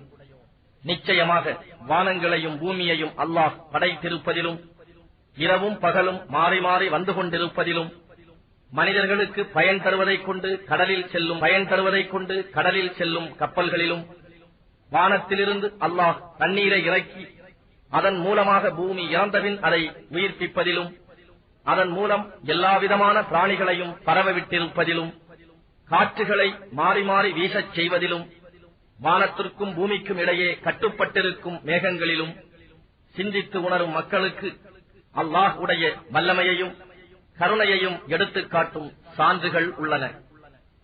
இப்படியிருந்தும் அல்லாஹ் அல்லாதவற்றை அவனுக்கு இணையாக வைத்துக் கொண்டு அவற்றை அல்லாஹ்வை நேசிப்பதற்கு ஒப்ப நேசிப்போரும் மனிதர்களில் இருக்கிறார்கள். ஆனால் நம்பிக்கை கொண்டவர்கள் அல்லாஹ்வை நேசிப்பதில் உறுதியான நிலையுள்ளவர்கள். இன்னும் இணை வைக்கும் அக்கிரமக்காரர்களுக்கு பார்க்க முடியுமானால் அல்லாஹ் தரவிருக்கும் வேதனை எப்படி இருக்கும் என்பதை கண்டுகொள்வார்கள். அனைத்து வல்லமையும் அல்லாஹுவுக்கே சொந்தமானது. நிச்சயமாக தண்டனை கொடுப்பதில் அல்லாஹ் மிகவும் கடுமையானவன் என்பதையும் கண்டுகொள்வார்கள். இத்தவறான வழியில் யாரை பின்பற்றினார்களோ அத்தலைவர்கள் தம்மை பின்பற்றியோரை கைவிட்டு விடுவார்கள். இன்னும் அவர்கள் வேதனையை காண்பார்கள். அவர்களிடையே இருந்த தொடர்புகள் யாவும் அறுபட்டுவிடும். அத்தலைவர்களை பின்பற்றியவர்கள் கூறுவார்கள், நமக்கு உலகில் வாழ இன்னொரு வாய்ப்பு கிடைக்குமானால் அத்தலைவர்கள் நம்மை கைவிட்டு விட்டதைப் போல நாமும் அவர்களை கைவிட்டு விடுவோம். இவ்வாறே அல்லாஹ் அவர்கள் செய்த செயல்கள் அவர்களுக்கு பெரும் துக்கம் அளிப்பனவாக எடுத்துக் காட்டுவான். அன்றியும் அவர்கள் நரக நெருப்பில் நின்றும் வெளியேறுகிறவர்களும் அல்லர். மனிதர்களே, பூமியில் உள்ள பொருட்களில் அனுமதிக்கப்பட்டவற்றையும் பரிசுத்தமானவற்றையும் அருந்துங்கள். ஷைத்தானின் அடிச்சுவட்டை பின்பற்றாதீர்கள். நிச்சயமாக அவன் உங்களுக்கு பகிரங்கமான பகைவனாவான். இன்னும் நிச்சயமாக அவன் தீயவற்றையும் மானக்கேடானவற்றையும் செய்யும்படியும் அல்லாஹுவை பற்றி நீங்கள் அறியாததை கூறும்படியும் உங்களை ஏவுகிறான். மேலும் அல்லாஹ் இறக்கி வைத்த இவ்வேதத்தை பின்பற்றுங்கள் என்று அவர்களிடம் கூறப்பட்டால் அவர்கள், அப்படி அல்ல, எங்களுடைய மூதாதையர்கள் எந்த வழியில் நடக்க கண்டோமோ அந்த வழியையே நாங்களும் பின்பற்றுகிறோம் என்று கூறுகிறார்கள். என்ன, அவர்களுடைய மூதாதையர்கள் எதையும் விளங்காதவர்களாகவும் நேர்வழி பெறாதவர்களாகவும் இருந்தால் கூடவா? அந்த காபிர்களுக்கு உதாரணம் என்னவென்றால், ஒரு ஆடு மாடு மேய்ப்பவனின் கூப்பாட்டையும் கூச்சலையும் தவிர வேறெதையும் கேட்டு அறிய இயலாதவை கால்நடை போன்றவர்கள். அவர்கள் செவிடர்களாகவும் ஊமையர்களாகவும் குருடர்களாகவும் இருக்கின்றனர். அவர்கள் எந்த நற்போதனையையும் உணர்ந்து கொள்ள மாட்டார்கள். நம்பிக்கை கொண்டவர்களே, நாம் உங்களுக்கு அளித்துள்ளவற்றில் தூய்மையானவற்றையே அருந்துங்கள். நீங்கள் அல்லாஹுவையே வணங்குபவர்களாக இருப்பீர்களாயின் அல்லாஹுவுக்கு நன்றி செலுத்தி வாருங்கள். நீங்கள் சாப்பிட அனுமதிக்கப்படாதவை தானாக செத்ததும் இரத்தமும் பன்றியின் மாமிசமும் அறுக்கும் போது அல்லாஹ் அல்லாத பெயர் சொல்லப்பட்டதும் ஆகியவைதாம். ஆனால் எவரேனும் தம் சுய விருப்பமின்றி பாவம் செய்யாத நிலையில் வரம்பு மீறாமல் இவற்றை உண்ண நிர்பந்திக்கப்பட்டால் அவர் மீது குற்றமில்லை. நிச்சயமாக அல்லாஹ் கருணை மிக்கோனும் அளவிலா அன்புடையோனுமாக இருக்கின்றான். புண்ணியம் என்பது உங்கள் முகங்களை கிழக்கிலோ மேற்கிலோ திருப்பிக் கொள்வதில் இல்லை. ஆனால் புண்ணியம் என்பது அல்லாஹுவின் மீதும் இறுதி தீர்ப்பு நாளின் மீதும் மலக்குகள் மீதும் வேதத்தின் மீதும் நபிமார்கள் மீதும் ஈமான் கொள்ளுதல். தன் பொருளை இறைவன் மேலுள்ள நேசத்தின் காரணமாக பந்துக்களுக்கும் அனாதைகளுக்கும் மிஸ்கீன் ஏழைகளுக்கும் வழிப்போக்கர்களுக்கும் யாசிப்போருக்கும் அடிமைகள் கடனாளிகள் போன்றோரின் மீட்புக்காகவும் செலவு செய்தல். இன்னும் தொழுகையை ஒழுங்காக கடைபிடித்து முறையாக ஜகாத் கொடுத்து வருதல், இவையே புண்ணியமாகும். இன்னும் தாம் வாக்களித்தால் தம் வாக்குறுதிகளை நிறைவேற்றுவோரும் வறுமை இழப்பு போன்ற துன்பத்திலும் நோய் நொடிகள் போன்றவற்றின் கஷ்டத்திலும் யுத்த சமயத்திலும் உறுதியுடனும் பொறுமையுடனும் இருப்போரும் தான் நன்னறியாளர்கள். இன்னும் அவர்கள்தாம் பயபக்தி உடையவர்கள். ஈமான் கொண்டோரே, கொலைக்காக பழி தீர்ப்பது உங்கள் மீது விதிக்கப்பட்டுள்ளது. சுதந்திரமுடையவனுக்கு சுதந்திரமுடையவன், அடிமைக்கு அடிமை, பெண்ணுக்கு பெண். இருப்பினும் கொலையாளிக்கு கொலையுண்டவனின் சகோதர பாத்தியஸ்தர்களால் ஏதும் மன்னிக்கப்பட்டால் வழக்கமான முறையை பின்பற்றி இதற்காக நிர்ணயிக்கப்பெறும் நஷ்ட ஈட்டை கொலை செய்தவன் பெருந்தன்மையுடனும் நன்றி அறிதலுடனும் செலுத்திவிடல் வேண்டும். இது உங்கள் ரப்பிடம் இருந்து கிடைத்த சலுகையும் கிருபையும் ஆகும். ஆகவே இதன் பிறகு உங்களில் யார் வரம்பு மீறுகிறாரோ அவருக்கு கடுமையான வேதனை உண்டு. நல்லறிவாளர்களே, கொலைக்கு வழிதீர்க்கும் இவ்விதியின் மூலமாக உங்களுக்கு வாழ்வு உண்டு. இத்தகைய குற்றங்கள் பெருகாமல் நீங்கள் உங்களை தீமைகளில் நின்றும் காத்துக் கொள்ளலாம். உங்களில் எவருக்கு மரணம் நெருங்கிவிடுகிறதோ அவர் ஏதேனும் பொருள் விட்டுச் செல்பவராக இருப்பின் அவர் தம் பெற்றோருக்கும் பந்துக்களுக்கும் முறைப்படி வசியத் மரண சாசனம் செய்வது விதியாக்கப்பட்டிருக்கிறது. இதை நியாயமான முறையில் நிறைவேற்றுவது பயபக்தி உடையோர் மீது கடமையாகும். ஆனால் மரண சாசனத்தை கேட்ட பின்னர் எவரேனும் ஒருவர் அதை மாற்றினால் நிச்சயமாக அதன் பாவமெல்லாம் யார் அதை மாற்றுகிறார்களோ அவர்கள் மீதே சாரும். நிச்சயமாக அல்லாஹ் யாவற்றையும் கேட்பவனாகவும் அறிபவனாகவும் இருக்கின்றான். ஆனால் வசியத் செய்பவரிடம் பாரபட்சம் போன்ற தவறோ அல்லது மனமுரண்டான அநீதமோ இருப்பதை அஞ்சி ஒருவர் சம்பந்தப்பட்டவர்களிடையே சமாதானம் செய்து அந்த வசியத்தை சீர் செய்தால் அப்படி செய்பவர் மீது குற்றமில்லை.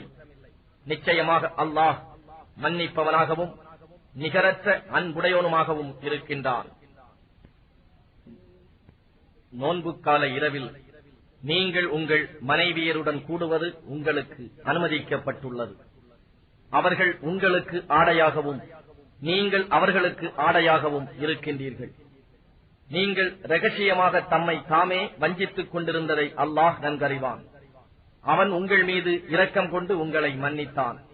எனவே இனி நோன்பு இரவுகளில் மனைவியருடன் கூடி அல்லாஹ் உங்களுக்கு விதித்ததை தேடிக்கொள்ள அனுமதிக்கப் பெற்றிருக்கிறீர்கள்.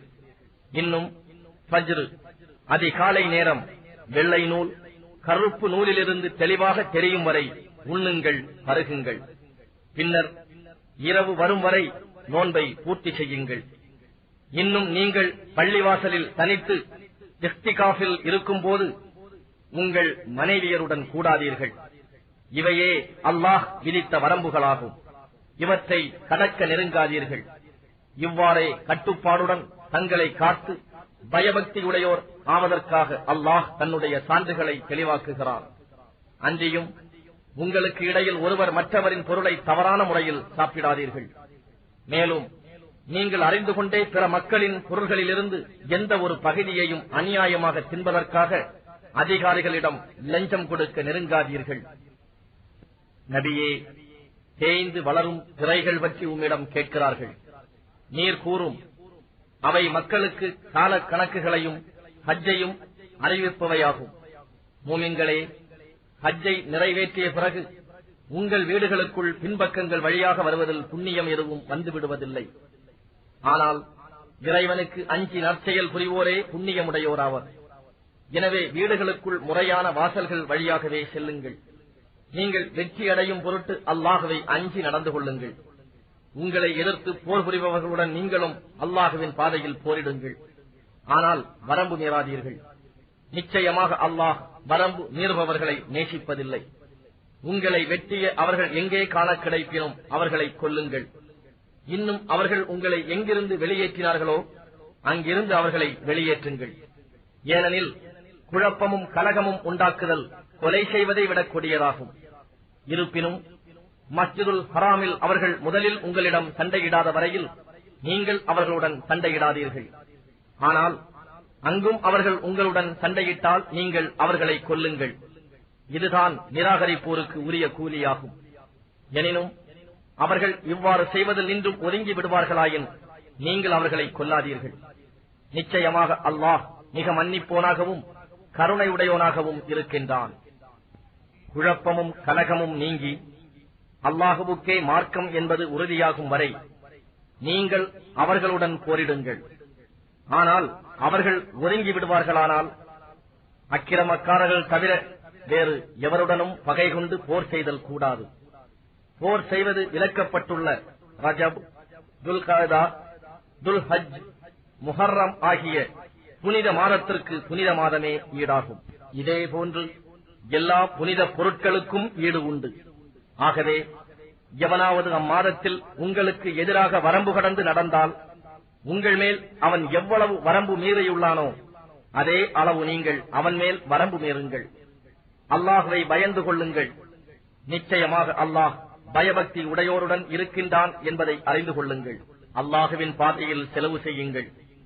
இன்னும் உங்கள் கைகளாலேயே உங்களை அழிவின் பக்கம் கொண்டு செல்லாதீர்கள். இன்னும் நன்மை செய்யுங்கள். நிச்சயமாக அல்லாஹ் முஹ்சின்களை, நன்மை செய்வோரை நேசிக்கின்றான்.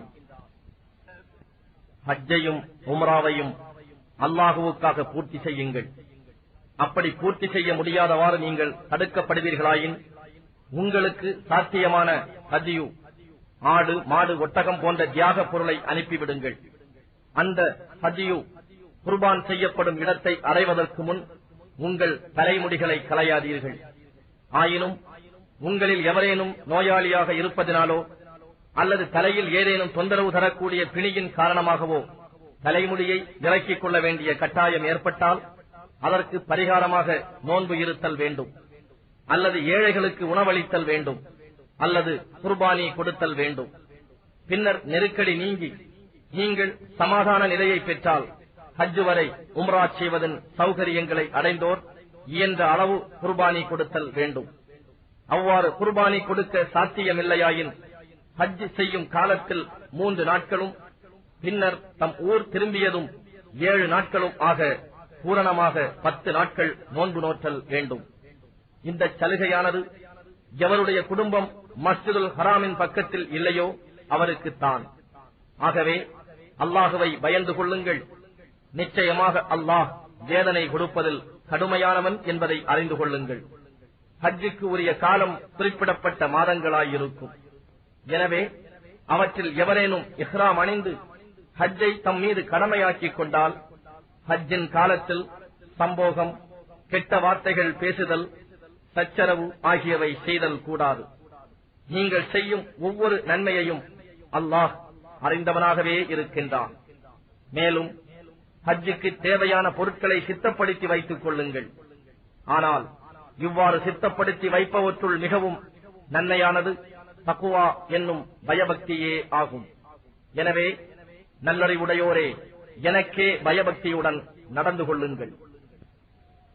ஹஜ்ஜின் போது உங்கள் ரப்புடைய அருளை நாடுதல், அதாவது வியாபாரம் போன்றவற்றின் மூலமாக நேர்மையான பயன்களை அடைதல் உங்கள் மீது குற்றமாகாது. பின்னர் அரபாத்திலிருந்து திரும்பும் போது மஷ்அருல் ஹராம் என்னும் தலத்தில் அல்லாஹுவை திக்ர், தியானம் செய்யுங்கள்.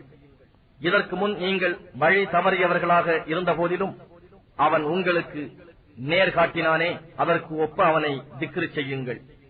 பிறகு நீங்கள் மற்ற மனிதர்கள் திரும்புகின்ற முஸ்தலிஃபா என்னும் இடத்திலிருந்து நீங்களும் திரும்பிச் செல்லுங்கள்.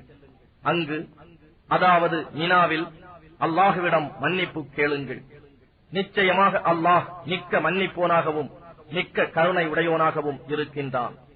ஆகவே உங்களுடைய ஹஜ் கிரியைகளை முடித்ததும் நீங்கள் இதற்கு முன்னர் உங்கள் தந்தையரை நினைவு கூர்ந்து சிறப்பித்ததை போல் இன்னும் அழுத்தமாக, அதிகமாக அல்லாஹ்வை நினைவு கூர்ந்து திக்ரு செய்யுங்கள்.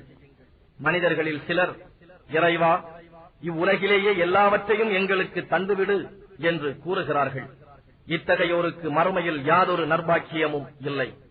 இன்னும் அவர்களில் சிலர், இறைவா, எங்களுக்கு இவ்வுலகில் நற்பாக்கியங்களை தந்தருள்வாயாக, மறுமையிலும் நற்பாக்கியங்களை தந்தருள்வாயாக, இன்னும் எங்களை நரக நெருப்பின் வேதனையில் நின்றும் காத்தருள்வாயாக என கேட்போரும் அவர்களில் உண்டு. இவ்வாறு இம்மை மறுமை இரண்டிலும் நற்பேறுகளை கேட்கின்ற அவர்களுக்குத்தான் அவர்கள் சம்பாதித்த நற்பாக்கியங்கள் உண்டு. தவிர அல்லாஹ் கணக்கெடுப்பதில் மிக தீவிரமானவன். மினாவில் தங்குவதற்காக குறிப்பிடப்பட்ட நாட்களில் அல்லாஹுவை திக்ர், தியானம் செய்யுங்கள். எவரும் அவசரப்பட்டு மினாவிலிருந்து 2 நாட்களில் திரும்பிவிட்டாலும் அவர் மீது குற்றமில்லை. நன்மை செய்யும் நோக்கோடு அதிக நாட்கள் தங்கினாலும் குற்றமில்லை. மேலும் அல்லாஹுவுக்காக பயபக்தியுடன் நடந்து கொள்ளுங்கள். நிச்சயமாக நீங்கள் அவனிடமே ஒன்று சேர்க்கப்படுவீர்கள் என்பதை அறிந்து கொள்ளுங்கள். நபியே, மனிதர்களில் ஒரு வகையினன் இருக்கின்றான். உலக வாழ்க்கை பற்றி அவன் பேச்சு உம்மை ஆச்சரியத்தில் ஆழ்த்தும். தன் இருதயத்தில் உள்ளது பற்றி சத்தியம் செய்து அல்லாஹ்வையே சாட்சியாக கூறுவான். உண்மையில் அத்தகையவன்தான் உம்முடைய கொடிய பகைவனாவான். அவன் உம்மை விட்டு திரும்பியதும் பூமியில் கலகத்தை உண்டாக்கவே முயல்வான். விளைநிலங்களையும் கால்நடைகளையும் கெடுக்க முயல்வான். ஆனால் கலகத்தை அல்லாஹ் விரும்புவதில்லை. அல்லாஹுவுக்கு அஞ்சிக்கொள் என்று அவனிடம் சொல்லப்பட்டால் ஆணவம் அவனை பாவத்தின் பக்கமே இழுத்துச் செல்கிறது. அவனுக்கு நரகமே போதுமானது. நிச்சயமாக அந்நரகமானது தங்குமிடங்களில் மிக கேடானதாகும். இன்னும் அல்லாஹுவின் திருப்பொருத்தத்தை நாடி தன்னையே தியாகம் செய்பவனும் மனிதர்களில் இருக்கின்றான். அல்லாஹ் இத்தகைய தன் நல்லடியார்கள் மீது அளவற்ற அன்புடையவனாக இருக்கின்றான்.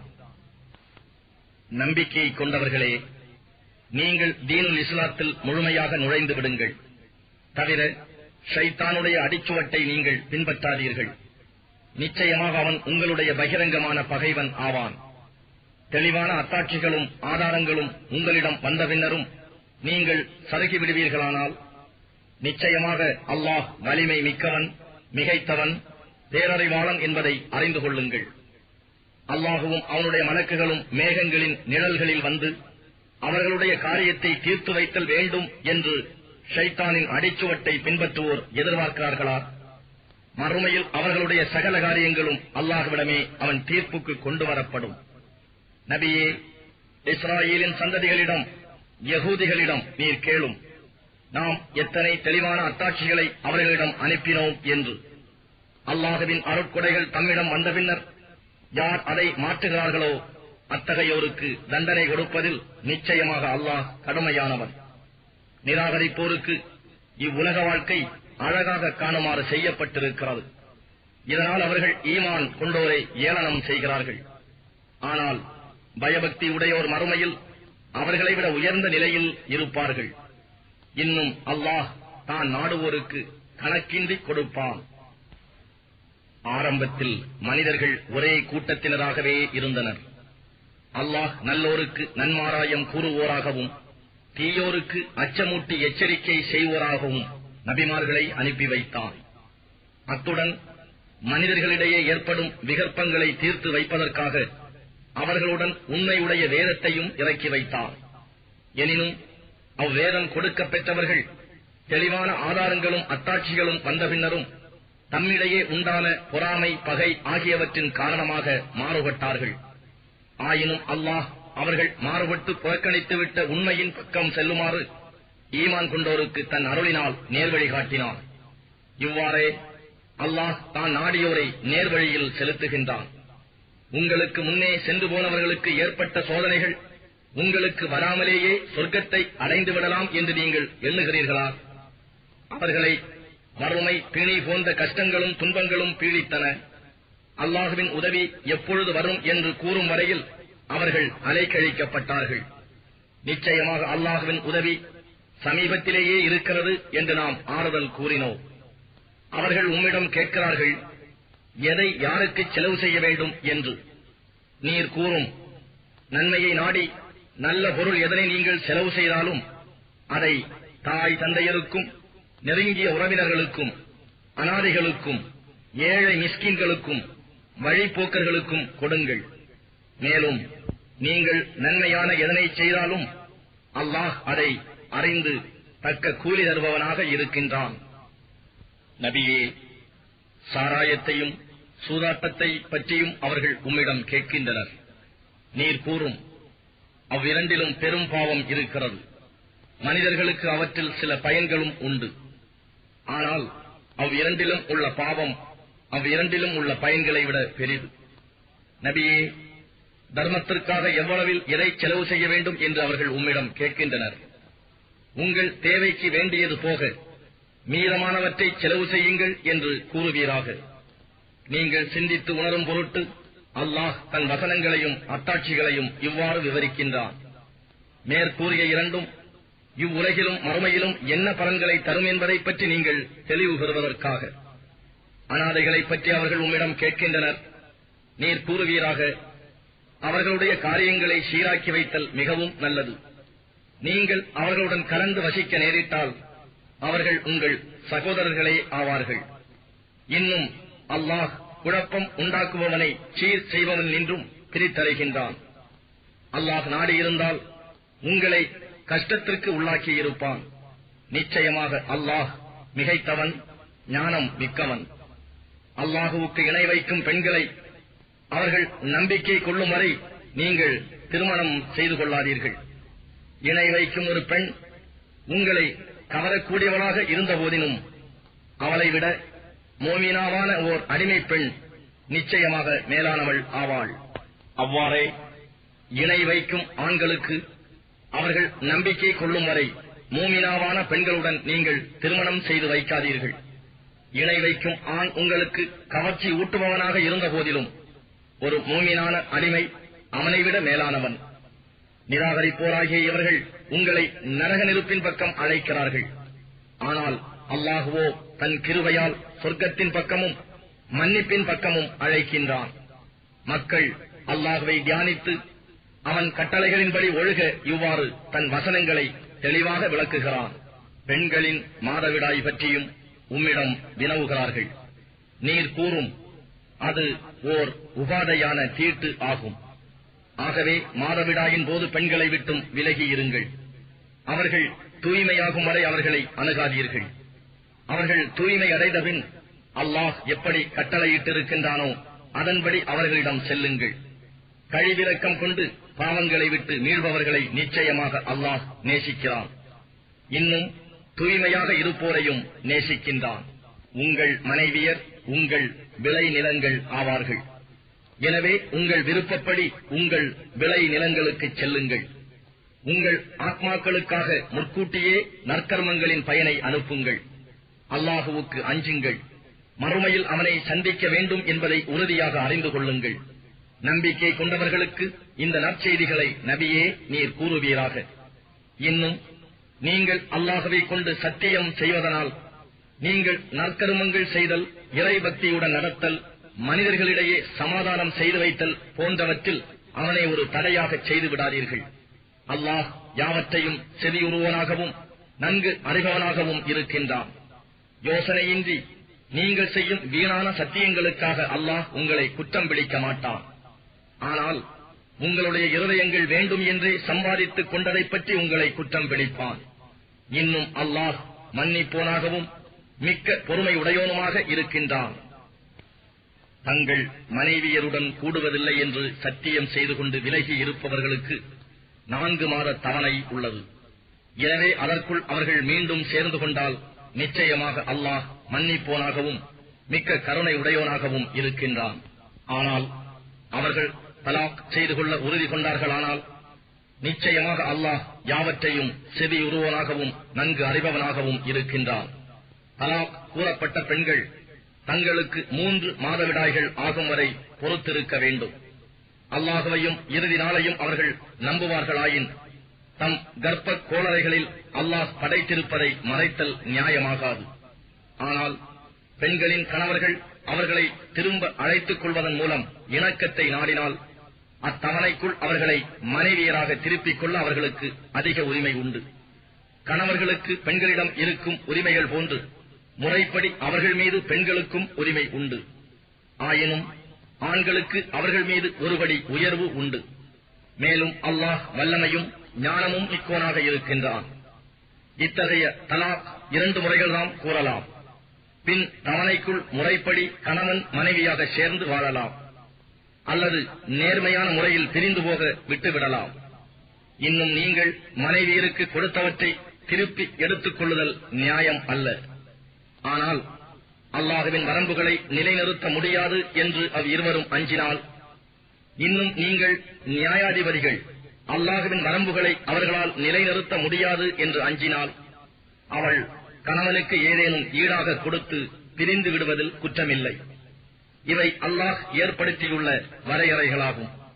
ஆகையால் அவற்றை மீறாதீர்கள். எவர் அல்லாஹுவின் வரையறைகளை மீறுகிறார்களோ அவர்கள் அக்கிரமக்காரர்கள் ஆவார்கள். மீட்ட முடியாதபடி அதாவது 2 தடவை தலாக் சொன்ன பின்னர் 3ஆம் தலாக் சொல்லிவிட்டால் கணவன் அப்பெண்ணை மறுமணம் செய்து கொள்ள முடியாது. ஆனால் அவள் வேறு ஒருவனை மணந்து அவனும் அவளை தலாக் சொன்னால், அதன்பின் முதற் கணவன் மனைவி சேர்ந்து வாழ நாடினால், அதன் மூலம் அல்லாஹுடைய வரம்புகளை நிலைநிறுத்த முடியும் என்று எண்ணினால், அவர்கள் இருவரும் மறுமணம் செய்து கொண்டு மன வாழ்வில் மீள்வது குற்றமல்ல. இவை அல்லாஹுவின் வரையறைகளாகும். இவற்றை அல்லாஹ் புரிந்து கொள்ளக்கூடிய மக்களுக்கு தெளிவாக எடுத்துக் காட்டுகிறான். மீளக்கூடிய தலாக் கூறி தவணை இத்தத் முடிவதற்குள் முறைப்படி அவர்களை உங்களுடன் நிறுத்திக் கொள்ளுங்கள், அல்லது இத்தாவின் தவணை முடிந்ததும் முறைப்படி அவர்களை விடுவித்து விடுங்கள். ஆனால் அவர்களை உங்களுடன் வைத்துக் கொண்டு அவர்களை துன்புறுத்தாதீர்கள். அவர்களிடம் வரம்பு மீறி நடவாதீர்கள். இவ்வாறு ஒருவர் நடந்து கொள்வாரானால் அவர் தமக்கு தாமே தீங்கிழைத்துக் கொள்கிறார். எனவே அல்லாஹுவின் வசனங்களை கேலி கூத்தாக ஆக்கிவிடாதீர்கள். அவன் உங்களுக்கு அளித்த அருட்கொடைகளையும் உங்கள் மீது இறக்கிய வேதத்தையும் ஞானத்தையும் சிந்தித்து பாருங்கள். இவற்றை கொண்டு அவன் உங்களுக்கு நற்போதனை செய்கின்றான். அல்லாஹுவை அஞ்சுங்கள். நிச்சயமாக அல்லாஹ் யாவற்றையும் நன்கு அறிபவனாக இருக்கின்றான். இன்னும் பெண்களை நீங்கள் தலாக் செய்து அவர்களும் தங்களுடைய இத்தா தவணையை பூர்த்தி செய்துவிட்டால், அவர்கள் தாங்கள் விரும்பி ஏற்கும் கணவர்களை முறைப்படி திருமணம் செய்து கொள்வதை தடுக்காதீர்கள். உங்களில் யார் அல்லாஹுவின் மீதும் இறுதி நாள் மீதும் நம்பிக்கை கொண்டுள்ளார்களோ அவர்களுக்கு இதை கொண்டு உபதேசிக்கப்படுகிறது. இதன்படி நடப்பது உங்களுக்கு நற்பண்பும் தூய்மையும் ஆகும். இதன் நலன்களை அல்லாஹ் அறிவான், நீங்கள் அறிய மாட்டீர்கள். தலாக் சொல்லப்பட்ட மனைவியர் தம் குழந்தைகளுக்கு பூர்த்தியாக பாலூட்ட வேண்டும் என்று தந்தை விரும்பினால், தாய்மார்கள் தங்கள் குழந்தைகளுக்கு நிரப்பமான 2 ஆண்டுகள் பாலூட்டுதல் வேண்டும். பாலூட்டும் தாய்மார்களுக்கு ஷரீஅத்தின் முறைப்படி உணவும் உடையும் கொடுத்து வருவது குழந்தையுடைய தகப்பன் மீது கடமையாகும். எந்த ஓர் ஆத்மாவும் அதன் சக்திக்கு மேல் எதுவும் செய்ய நிர்பந்திக்கப்பட மாட்டாது. தாயை அவளுடைய குழந்தையின் காரணமாகவோ அல்லது தந்தையை அவன் குழந்தையின் காரணமாகவோ துன்புறுத்தப்பட மாட்டாது. குழந்தையின் தந்தை இறந்துவிட்டால் அதை பரிபாலிப்பது வாரிசுகள் கடமையாகும். இன்னும் தாய் தந்தையர் இருவரும் பரஸ்பரம் இணங்கி ஆலோசித்து பாலூட்டலை நிறுத்த விரும்பினால் அது அவர்கள் இருவர் மீதும் குற்றமாகாது. தவிர ஒரு செவிலி தாயை கொண்டு உங்கள் குழந்தைகளுக்கு பாலூட்ட விரும்பினால் அதில் உங்களுக்கு ஒரு குற்றமும் இல்லை. ஆனால் அக்குழந்தையின் தாய்க்கு உங்களிடம் இருந்து சேர வேண்டியதை முறைப்படி செலுத்திவிட வேண்டும். அல்லாஹுவுக்கு அஞ்சி நடந்து கொள்ளுங்கள். நிச்சயமாக அல்லாஹ் நீங்கள் செய்வதை பார்ப்பவனாக இருக்கிறான் என்பதை அறிந்து கொள்ளுங்கள்.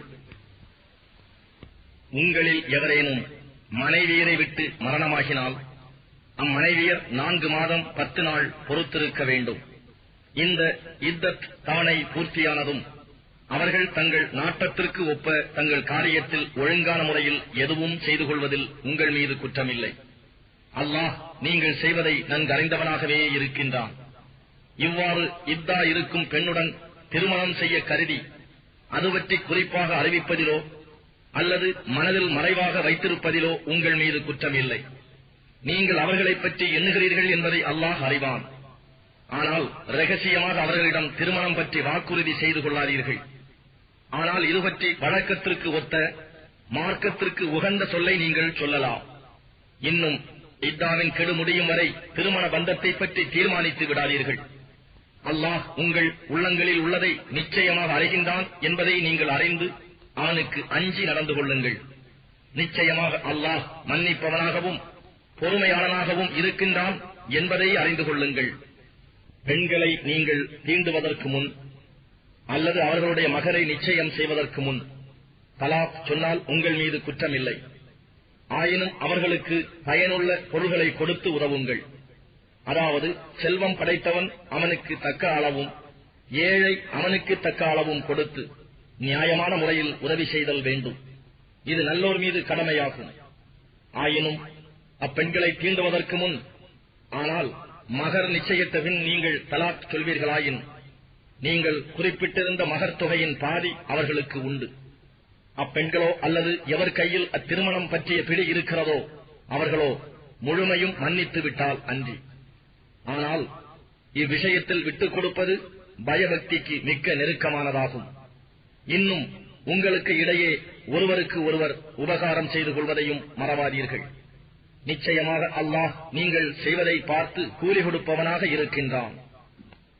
தொழுகைகளை, குறிப்பாக நடுத்தொழுகையை நீங்கள் விடாது தொழுது கொள்ளுங்கள்.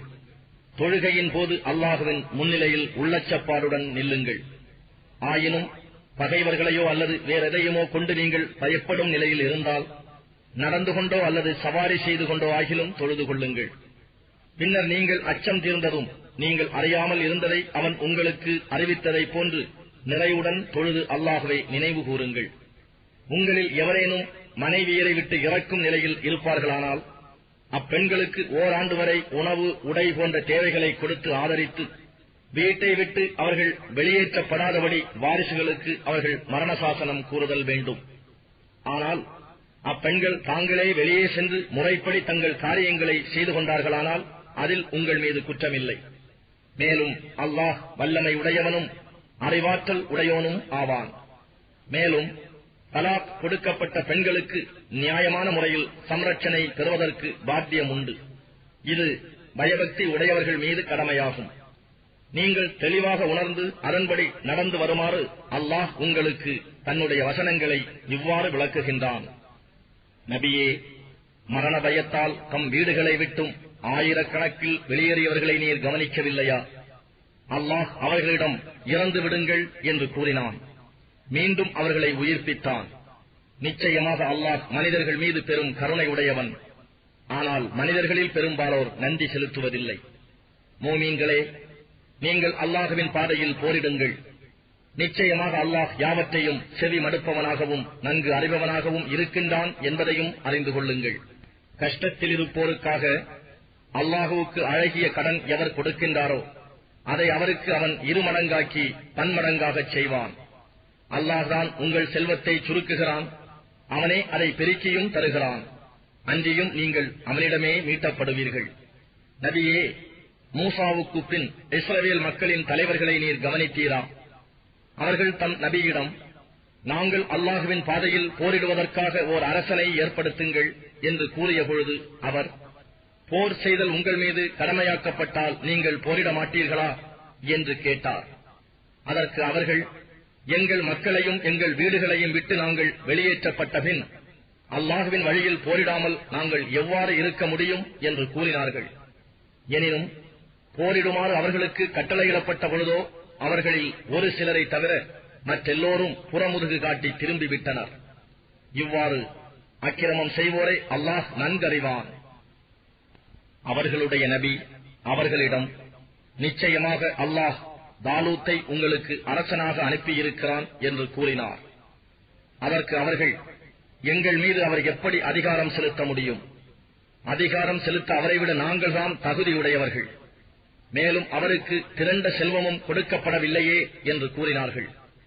அதற்கு அவர், நிச்சயமாக அல்லாஹ் உங்களை விட மேலாக அவரையே தேர்ந்தெடுத்திருக்கின்றான்.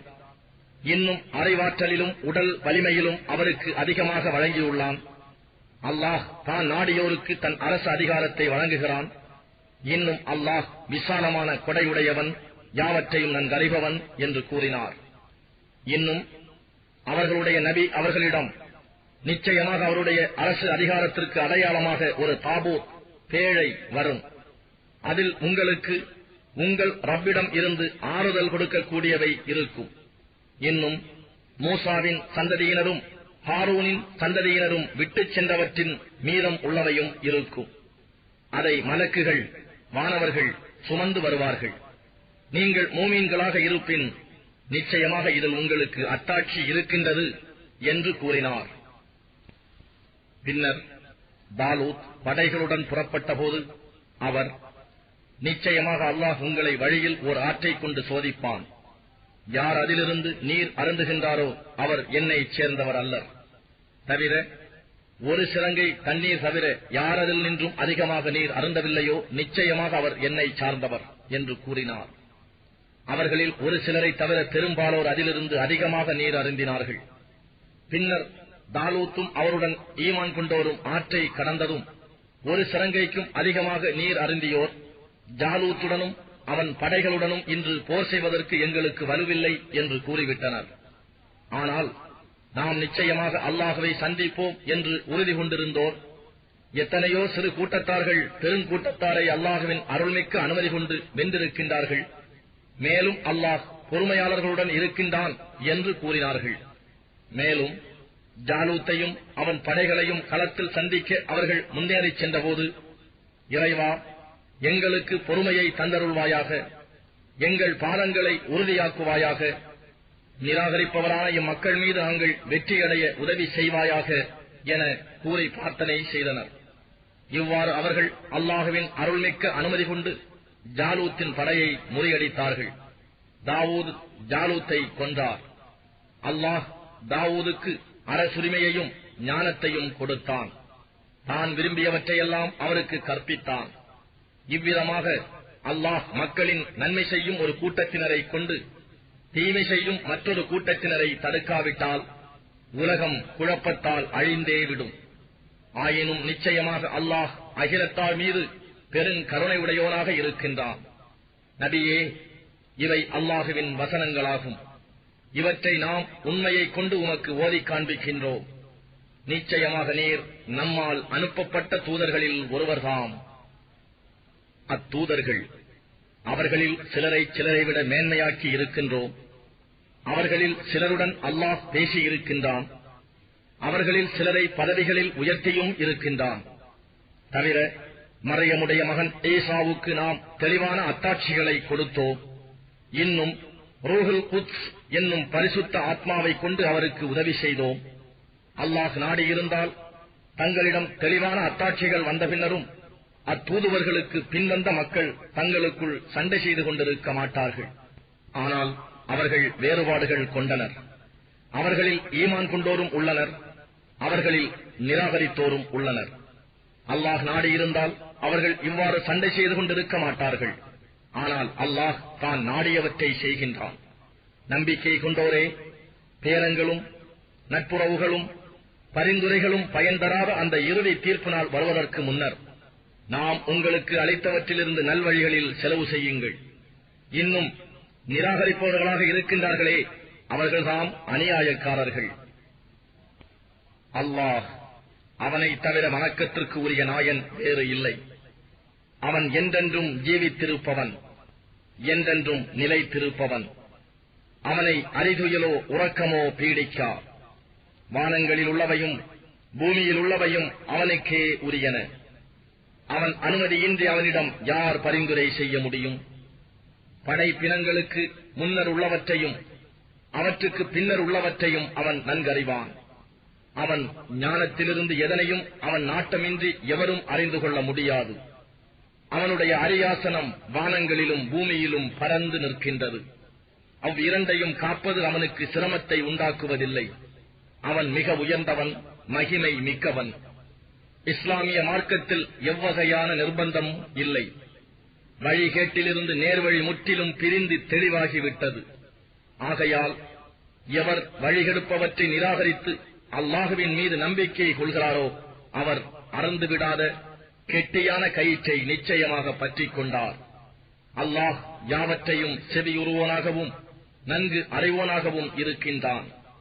அல்லாஹ்வே நம்பிக்கை கொண்டவர்களின் பாதுகாவலன் ஆவான். அவன் அவர்களை இருள்களிலிருந்து வெளிச்சத்தின் பக்கம் கொண்டு வருகின்றான். ஆனால் நிராகரிப்பவர்களுக்கோ வழிகெடுக்கும் ஷைத்தான்கள்தாம் அவர்களின் பாதுகாவலர்கள். அவை அவர்களை வெளிச்சத்திலிருந்து இருள்களின் பக்கம் கொண்டு வருகின்றன. அவர்களே நரக நெருப்பின் தோழர்கள். இன்னும் அவர்கள் அதில் என்றென்றும் இருப்பர். அல்லாஹ் தனக்கு அரசாட்சி கொடுத்ததன் காரணமாக ஆணவம் கொண்டு இப்ராஹிம் இடத்தில் அவருடைய இறைவனை பற்றி தர்க்கம் செய்தவனை நபியே நீர் கவனித்தீரா? இப்ராஹிம் கூறினார், எவன் உயிர் கொடுக்கவும் மரணம் அடையும்படியும் செய்கிறானோ அவனே என்னுடைய இறைவன் என்று. அதற்கு அவன், நானும் உயிர் கொடுக்கிறேன், மரணம் அடையும்படியும் செய்கிறேன் என்று கூறினான். அப்பொழுது இப்ராஹிம் கூறினார், திட்டமாக அல்லாஹ் சூரியனை கிழக்கில் உதிக்கச் செய்கிறான், நீ அதை மேற்கு திசையில் உதிக்கும்படி செய் என்று. அல்லாஹ்வை நிராகரித்த அவன் திகைத்து வாயடைபட்டு போனான். தவிர அல்லாஹ் அநியாயம் செய்யும் கூட்டத்தாருக்கு நேர்வழி காண்பிப்பதில்லை. அல்லது ஒரு கிராமத்தின் பக்கமாக சென்றவரைப் போல அந்த கிராமத்தில் உள்ள வீடுகளின் உச்சிகளெல்லாம் இடிந்து விழுந்து பாழடைந்து கிடந்தன. இதை பார்த்த அவர், இவ்வூர் இவ்வாறு அழிந்து மரித்தபின் இதனை அல்லாஹ் எப்படி உயிர்ப்பிப்பான் என்று வியந்து கூறினார். ஆகவே அல்லாஹ் அவரை 100 ஆண்டுகள் வரை இறந்து போகும்படி செய்தான். பின்னர் அவரை உயிர் பெற்றெழும்படி செய்து, எவ்வளவு காலம் இந்நிலையில் இருந்தீர் என்று அவரை கேட்டான். அதற்கு அவர், ஒரு நாள் அல்லது ஒரு நாளின் சிறு பகுதியில் இவ்வாறு இருந்தேன் என்று கூறினார். இல்லை, நீர் இந்நிலையில் 100 ஆண்டுகள் இருந்தீர். இதோ பாரும், உம்முடைய உணவையும் உம்முடைய பானத்தையும் கெட்டுப் போகாமையினால் அவை எந்த விதத்திலும் மாறுதல் அடையவில்லை. ஆனால் உம்முடைய கழுதையை பாரும், உம்மை மனிதர்களுக்கு ஓர் அத்தாட்சி ஆக்குவதற்காக இவ்வாறு மரிக்கச் செய்து உயிர் பெறச் செய்கிறோம். இன்னும் அக்கழுதையின் எலும்புகளை பாரும், அவற்றை நாம் எப்படி சேர்க்கிறோம், பின்னர் அவற்றின் மேல் சதையை போர்த்துகிறோம் என கூறி அதனை உயிர் பெறச் செய்தான். இதுவெல்லாம் அவருக்கு தெளிவான போது அவர், அல்லாஹ் எல்லா பொருட்களின் மீதும் வல்லமை உடையவன் என்பதை நான் அறிந்து கொண்டேன் என்று கூறினார். இன்னும் இப்ராஹிம், என் இறைவா, இறந்தவர்களை நீ எவ்வாறு உயிர்ப்பிக்கிறாய் என்பதை எனக்கு காண்பிப்பாயாக என கோரிய போது அவன், நீர் இதை நம்பவில்லையா என கேட்டான். மெய்யாக நம்புகிறேன், ஆனால் என் இதயம் அமைதி பெறும் பொருட்டே இவ்வாறு கேட்கிறேன் என்று கூறினார். அப்படியாயின் பறவைகளிலிருந்து 4 பிடித்து அவை உம்மிடம் திரும்பி வருமாறு பழக்கிக் கொள்ளும். பின்னர் அவற்றை அறுத்து அவற்றின் ஒவ்வொரு பாகத்தை ஒவ்வொரு மலையின் மீது வைத்துவிடும். பின் அவற்றை கூப்பிடும், அவை உம்மிடம் வேகமாய் பறந்து வரும். நிச்சயமாக அல்லாஹ் மிகைத்தவன், பேரறிவாளன் என்பதை அறிந்து கொள்ளும் என்று அல்லாஹ் கூறினான். அல்லாஹுவின் பாதையில் தங்கள் செல்வத்தை செலவிடுபவர்களுக்கு உவமையாவது, ஒவ்வொரு கதிரிலும் 100 தானிய மணிகளை கொண்ட 7 கதிர்களை முளைப்பிக்கும் ஒரு வித்தை போன்றது. அல்லாஹ் தான் நாடியவர்களுக்கு இதை மேலும் இரட்டிப்பாக்குகின்றான். இன்னும் அல்லாஹ் விசாலமான கொடையுடையவன், யாவற்றையும் நன்கு அறிபவன். அல்லாஹுவின் பாதையில் எவர் தங்கள் செல்வத்தை செலவிட்ட பின்னர் அதை தொடர்ந்து அதை சொல்லி காண்பிக்காமலும் அல்லது வேறு விதமாக நோவினை செய்யாமலும் இருக்கின்றார்களோ அவர்களுக்கு அதற்குரிய நற்கூலி அவர்களுடைய இறைவனிடத்தில் உண்டு. இன்னும் அவர்களுக்கு எத்தகைய பயமும் இல்லை, அவர்கள் துக்கமும் அடைய மாட்டார்கள். கனிவான இனிய சொற்களும் மன்னித்தலும் தர்மம் செய்தபின் நோவினையை தொடரும்படி செய்யும் தர்மத்தை விட மேலானவையாகும். தவிர அல்லாஹ் எவரிடத்தும் எவ்வித தேவையும் இல்லாதவன், மிக்க பொறுமையாளன். நம்பிக்கை கொண்டவர்களே, அல்லாஹுவின் மீதும் இறுதி நாளின் மீதும் நம்பிக்கை கொள்ளாமல் மனிதர்களுக்கு காட்டுவதற்காகவே தன் பொருளை செலவழிப்பவனை போல கொடுத்ததை சொல்லிக் காண்பித்தும் நோவினைகள் செய்தும் உங்கள் சதகாவை தான தர்மங்களை பாழாக்கி விடாதீர்கள். அப்படி செய்பவனுக்கு உவமையாவது ஒரு வழுக்கு பாறையாகும். அதன் மேல் சிறிது மண் படிந்துள்ளது. ஆனால் அதன் மீது பெருமழை பெய்து அதில் இருந்த சிறு மண்ணையும் கழுவி துடைத்து விட்டது. இவ்வாறே அவர்கள் செய்த தானத்திலிருந்து மறுமையில் யாதொரு பலனையும் அடைய மாட்டார்கள். இன்னும் அல்லாஹ் நிராகரிப்பவரான மக்களை நேர்வழியில் செலுத்துவதில்லை. அல்லாஹுவின் திருப்பொருத்தத்தை அடையவும் தங்கள் ஆத்மாக்களை உறுதியாக்கிக் கொள்ளவும் யார் தங்கள் செல்வங்களை செலவு செய்கிறார்களோ அவர்களுக்கு உவமையாவது, உயரமான வளமுள்ள பூமியில் ஒரு தோட்டம் இருக்கிறது. அதன் மேல் பெருமழை பெய்கிறது. அப்பொழுது அதன் விளைச்சல் இரட்டிப்பாகிறது. இன்னும் அதன் மீது அப்படி பெருமழை பெய்யாவிட்டாலும் பொடிமழையே அதற்கு போதுமானது. அல்லாஹ் நீங்கள் செய்வதையெல்லாம் பார்க்கின்றவனாக இருக்கின்றான். உங்களில் யாராவது ஒருவர் இதை விரும்புவாரா? அதாவது அவரிடம் பேரீச்ச மரங்களும் திராட்சை கொடிகளும் கொண்ட ஒரு தோட்டம் இருக்கிறது. அதன் கீழே நீரோடைகள் ஒலித்து ஓடுகின்றன. அதில் அவருக்கு எல்லா வகையான கனி வர்க்கங்களும் உள்ளன. அப்பொழுது அவருக்கு வயோதிகம் வந்துவிடுகிறது. அவருக்கு வலுவில்லாத பலகீனமான சிறு குழந்தைகளாம் இருக்கின்றன. இந்நிலையில் நெருப்புடன் கூடிய ஒரு சூறாவளி காற்று அந்த தோட்டத்தை எரித்து சாம்பலாக்கி விடுகின்றது. இதை அவர் விரும்புவாரா? நீங்கள் சிந்தனை செய்யும் பொருட்டு அல்லாஹ் தன் அத்தாட்சிகளை உங்களுக்கு தெளிவாக விளக்குகின்றான். நம்பிக்கை கொண்டோரே, நீங்கள் சம்பாதித்தவற்றிலிருந்தும் பூமியிலிருந்து நாம் உங்களுக்கு வெளிப்படுத்தி தந்த தானியங்கள், கனிவகைகள் போன்றவற்றிலிருந்தும் நல்லவற்றையே தான தர்மங்களில் செலவு செய்யுங்கள். அன்றியும் கெட்டவற்றை தேடி அவற்றிலிருந்து சிலவற்றை தான தர்மங்களில் செலவழிக்க நாடாதீர்கள். ஏனெனில் அத்தகைய பொருள்களை வேறெவரும் உங்களுக்கு கொடுத்தால் வெறுப்புடன் கண்மூடிக்கொண்டே அல்லாது அவற்றை நீங்கள் வாங்க மாட்டீர்கள். நிச்சயமாக அல்லாஹ் எவரிடத்தும் எந்த தேவையும் அற்றவனாகவும் புகழுக்கெல்லாம் உரியவனுமாகவும் இருக்கின்றான் என்பதை நீங்கள் நன்கறிந்து கொள்ளுங்கள். தான தர்மங்கள் செய்வதனால் வறுமை உண்டாகிவிடும் என்று அதைக் கொண்டு உங்களை ஷைத்தான் பயமுறுத்துகிறான். ஒழுக்கமில்லா செயல்களை செய்யுமாறும் உங்களை ஏவுகிறான்.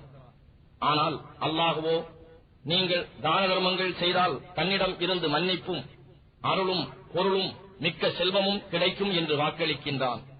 நிச்சயமாக அல்லாஹ் விசாலமான கொடையுடையவன், யாவற்றையும் நன்கு அறிபவன். தான் நாடியவருக்கு அவன் ஞானத்தை கொடுக்கின்றான். இத்தகு ஞானம் எவருக்கு கொடுக்கப்படுகிறதோ அவர் கணக்கில்லா நன்மைகள் கொடுக்கப்பட்டவராக நிச்சயம் ஆகிவிடுகிறார். எனினும் நல்லறிவுடையோர் தவிர வேறு யாரும் இதை சிந்தித்து பார்ப்பதில்லை. இன்னும் செலவு வகையிலிருந்து நீங்கள் என்ன செலவு செய்தாலும் அல்லது நேர்ச்சைகளில் எந்த நேர்ச்சை செய்தாலும் நிச்சயமாக அல்லாஹ் அதனை நன்கறிவான். அன்றியும் அக்கிரமக்காரர்களுக்கு உதவி செய்வோர் எவரும் இலர். தான தர்மங்களை நீங்கள் வெளிப்படையாக செய்தால் அதுவும் நல்லதே. ஏனெனில் அவ்வாறு செய்ய பிறரை வெளிப்படையாக செய்தால் அதுவும் நல்லதே. ஏனெனில் அவ்வாறு செய்ய பிறரையும் அது தூண்டும்.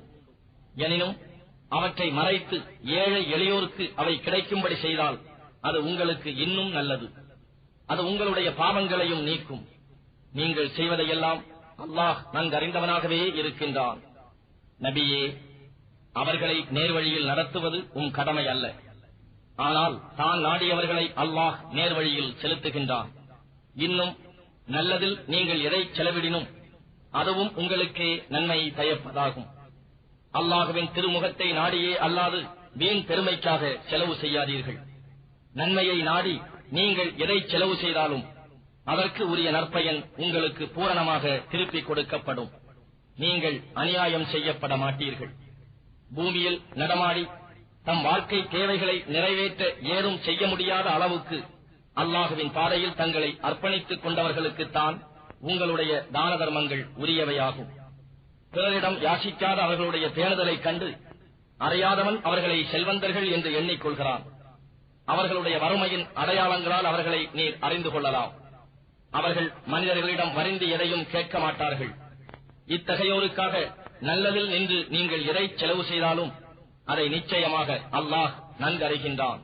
யார் தங்கள் பொருள்களை தான தர்மங்களில் இரவிலும் பகலிலும் ரகசியமாகவும் பகிரங்கமாகவும் செலவு செய்கின்றார்களோ அவர்களுக்கு அவர்களுடைய இறைவனிடத்தில் நற்கூலி இருக்கிறது.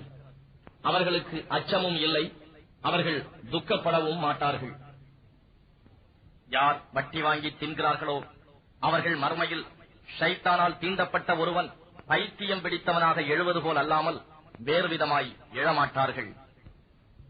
இதற்கு காரணம் அவர்கள் நிச்சயமாக வியாபாரம் வட்டியை போன்றதே என்று கூறியதனாலேயாம். ஆனால் அல்லாஹ் வியாபாரத்தை ஆகுமானதாக்கி வட்டியை விலக்கி இருக்கின்றான். ஆயினும் யார் தன் ரப்பிடம் இருந்து நற்போதனை வந்தபின் அதை விட்டும் விலகி விடுகிறானோ அவனுக்கு முன்னர் வாங்கியது உரித்தானது என்றாலும் அவனுடைய விவகாரம் அல்லாஹுவிடம் இருக்கிறது. ஆனால் யார் நற்போதனை பெற்ற பின்னர் இப்பாவத்தின்பால் திரும்புகிறார்களோ அவர்கள் நரக நெருப்பின் தோழர்கள் ஆவார்கள். அவர்கள் அதில் என்றென்றும் தங்கிவிடுவார்கள். அல்லாஹ் வட்டியை அதில் எந்த பரக்கத்தும் இல்லாமல் அழித்து விடுவான். இன்னும் தான தர்மங்களை பரக்கத்துகளை கொண்டு பெருகச் செய்வான். தன் கட்டளையை நிராகரித்துக் கொண்டிருக்கும் பாவிகள் எவரையும் அல்லாஹ் நேசிப்பதும் இல்லை. யார் ஈமான் கொண்டு நற்கருமங்களை செய்து தொழுகையை நியமமாக கடைபிடித்து ஜகாத்தும் கொடுத்து வருகிறார்களோ நிச்சயமாக அவர்களுக்கு அவர்களுடைய இறைவனிடத்தில் நற்கூலி இருக்கிறது. அவர்களுக்கு அச்சம் இல்லை, அவர்கள் துக்கப்படவும் மாட்டார்கள். ஈமான் கொண்டவர்களே, நீங்கள் உண்மையாக மூமீன்களாக இருந்தால் அல்லாஹுவுக்கு அஞ்சி அடங்கி எஞ்சியுள்ள வட்டியை வாங்காது விட்டுவிடுங்கள். இவ்வாறு நீங்கள் செய்யவில்லை என்றால் அல்லாஹுவிடம் இருந்தும் அவனுடைய தூதரிடம் இருந்தும் போர் அறிவிக்கப்பட்டு விட்டது என்பதை அறிந்து கொள்ளுங்கள். ஆனால் நீங்கள் பாவ மன்னிப்பு கோரி இப்பாவத்திலிருந்தும் மீண்டுவிட்டால் உங்கள் பொருள்களின் அசல் முதல் உங்களுக்கு உண்டு. கடன்பட்டோருக்கு நீங்கள் அநியாயம் செய்யாதீர்கள், நீங்களும் அநியாயம் செய்யப்பட மாட்டீர்கள். அன்றியும் கடன்பட்டவர் அதனை தீர்க்க இயலாத கஷ்டத்தில் இருப்பின் அவருக்கு வசதியான நிலை வரும் வரை காத்திருங்கள். இன்னும் கடனை தீர்க்க இயலாதவருக்கு அதை தர்மமாக விட்டு விடுவீர்களானால், அதன் நன்மைகள் பற்றி நீங்கள் அறிவீர்களானால் அதுவே உங்களுக்கு பெரும் நன்மையாகும். தவிர அந்த நாளை பற்றி அஞ்சிக் கொள்ளுங்கள். அன்று நீங்கள் அனைவரும் அல்லாஹ்விடம் மீட்டப்படுவீர்கள். அப்பொழுது ஒவ்வொரு ஆத்மாவுக்கும் அது சம்பாதித்ததற்குரிய கூலி பூரணமாக கொடுக்கப்படும். மேலும் கூலி வழங்கப்படுவதில் அவை அநியாயம் செய்யப்பட மாட்டா. ஈமான் கொண்டோரே, ஒரு குறித்த தவணையின் மீது உங்களுக்குள் கடன் கொடுக்கல் வாங்கல் செய்து கொண்டால் அதை எழுதி வைத்துக் கொள்ளுங்கள். எழுதுபவன் உங்களிடையே நீதியுடன் எழுதட்டும். எழுதுபவன் எழுதுவதற்கு மறக்கக்கூடாது. நீளமாக எழுதுமாறு அல்லாஹ் அவனுக்கு கற்றுக் கொடுத்தபடி அவன் எழுதட்டும். இன்னும் யார் மீது கடன் திருப்பிக் கொடுக்க வேண்டிய பொறுப்பு இருக்கிறதோ அவனே பத்திரத்தின் வாசகத்தை சொல்லட்டும். அவன் தன் இறைவனான அல்லாஹ்வை அஞ்சிக் கொள்ளட்டும். மேலும் அவன் வாங்கியதில் எதையும் குறைத்துவிடக் கூடாது. இன்னும் யார் மீது கடன் திருப்பிக் கொடுக்க வேண்டிய பொறுப்பு இருக்கிறதோ அவன் அறிவு குறைந்தவனாகவோ அல்லது பால்யம் முதுமை போன்ற காரணங்களால் பலகீனனாகவோ அல்லது வாசகத்தை கூற இயலாதவனாகவோ இருப்பின் அவனுடைய வலி நிர்வாகி நீளமாக வாசகங்களை சொல்லட்டும். தவிர நீங்கள் சாட்சியாக ஏற்கக்கூடிய உங்கள் ஆண்களில் இருவரை சாட்சிகளாக்கிக் கொள்ளுங்கள். ஆண்கள் இருவர் கிடைக்காவிட்டால் சாட்சிகளில் நீங்கள் பொருந்தக்கூடியவர்களிலிருந்து ஆடவர் ஒருவரையும் பெண்கள் இருவரையும் சாட்சிகளாக எடுத்துக் கொள்ளுங்கள். பெண்கள் இருவர், ஏனென்றால் அவ் இருவரில் ஒருத்தி தவறினால் இருவரில் மற்றவள் நினைவூட்டும் பொருட்டே ஆகும். அன்றியும் சாட்சியம் கூற சாட்சிகள் அழைக்கப்பட்டால் அவர்கள் மறுக்கலாகாது. தவிர கொடுக்கல் வாங்கல் சிறிதோ பெரிதோ அதை அதன் கால வரையறையுடன் எழுதுவதில் அலட்சியமாக இராதீர்கள். இதுவே அல்லாஹுவின் முன்னிலையில் மிகவும் நீதமானதாகவும் சாட்சியத்திற்கு உறுதி உண்டாக்குவதாகவும் இன்னும் இது உங்களுக்கு சந்தேகங்கள் ஏற்படாமல் இருக்க சிறந்த வழியாகவும் இருக்கும்.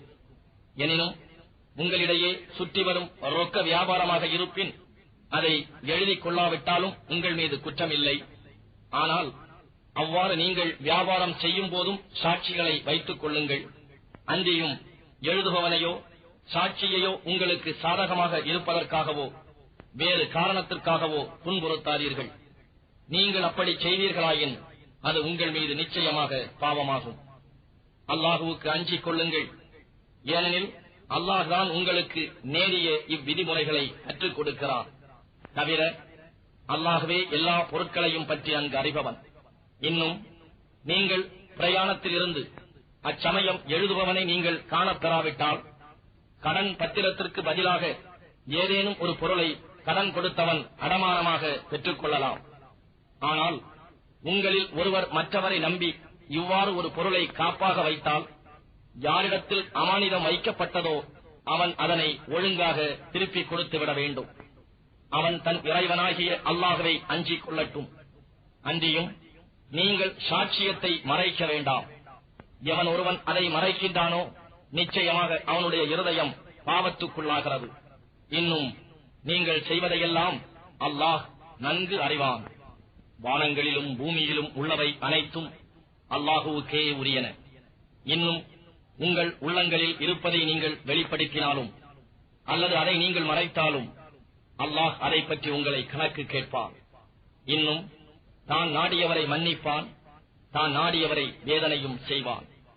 அல்லாஹ் அனைத்து பொருட்கள் மீதும் சக்தியுடையவன். இறை தூதர் தம் இறைவனிடம் இருந்து தமக்கு அருளப் பெற்றதை நம்புகிறார். அவ்வாறே மோமீன்களும் நம்புகின்றனர். இவர்கள் யாவரும் அல்லாஹுவையும் அவனுடைய மலக்குகளையும் அவனுடைய வேதங்களையும் அவனுடைய தூதர்களையும் நம்புகிறார்கள். நாம் இறை தூதர்களில் எவர் ஒருவரையும் பிரித்து வேற்றுமை பாராட்டுவதில்லை என்றும், இன்னும் நாங்கள் செவிமடுத்தோம், உன் கட்டளைகளுக்கு நாங்கள் வழிபட்டோம், எங்கள் ரப்பே உன்னிடமே மன்னிப்பு கோருகிறோம், நாங்கள் மீளுவதும் உன்னிடமேதான் என்றும் கூறுகிறார்கள். அல்லாஹ் எந்த ஓர் ஆத்மாவுக்கும் அது தாங்கிக் கொள்ள முடியாத அளவு கஷ்டத்தை கொடுப்பதில்லை. அது சம்பாதித்ததன் நன்மை அதற்கே, அது சம்பாதித்த தீமையும் அதற்கே. மூமீன்களே, பிரார்த்தனை செய்யுங்கள். எங்கள் இறைவா, நாங்கள் மறந்து போயிருப்பினும் அல்லது நாங்கள் தவறு செய்திருப்பினும் எங்களை குற்றம் பிடிக்காதிருப்பாயாக. எங்கள் இறைவா, எங்களுக்கு முன் சென்றோர் மீது சுமத்திய சுமையைப் போன்று எங்கள் மீது சுமத்தாதிருப்பாயாக. எங்கள் இறைவா, எங்கள் சக்திக்கு அப்பாற்பட்ட எங்களால் தாங்க முடியாத சுமையை எங்கள் மீது சுமத்தாதிருப்பாயாக. எங்கள் பாவங்களை நீக்கி பொறுத்தருள்வாயாக. எங்களை மன்னித்தருள்வாயாக. எங்கள் மீது கருணை புரிவாயாக. நீயே எங்கள் பாதுகாவலன். நிராகரிப்பவரான கூட்டத்தாரின் மீது நாங்கள் வெற்றியடைய எங்களுக்கு உதவி செய்தருள்வாயாக.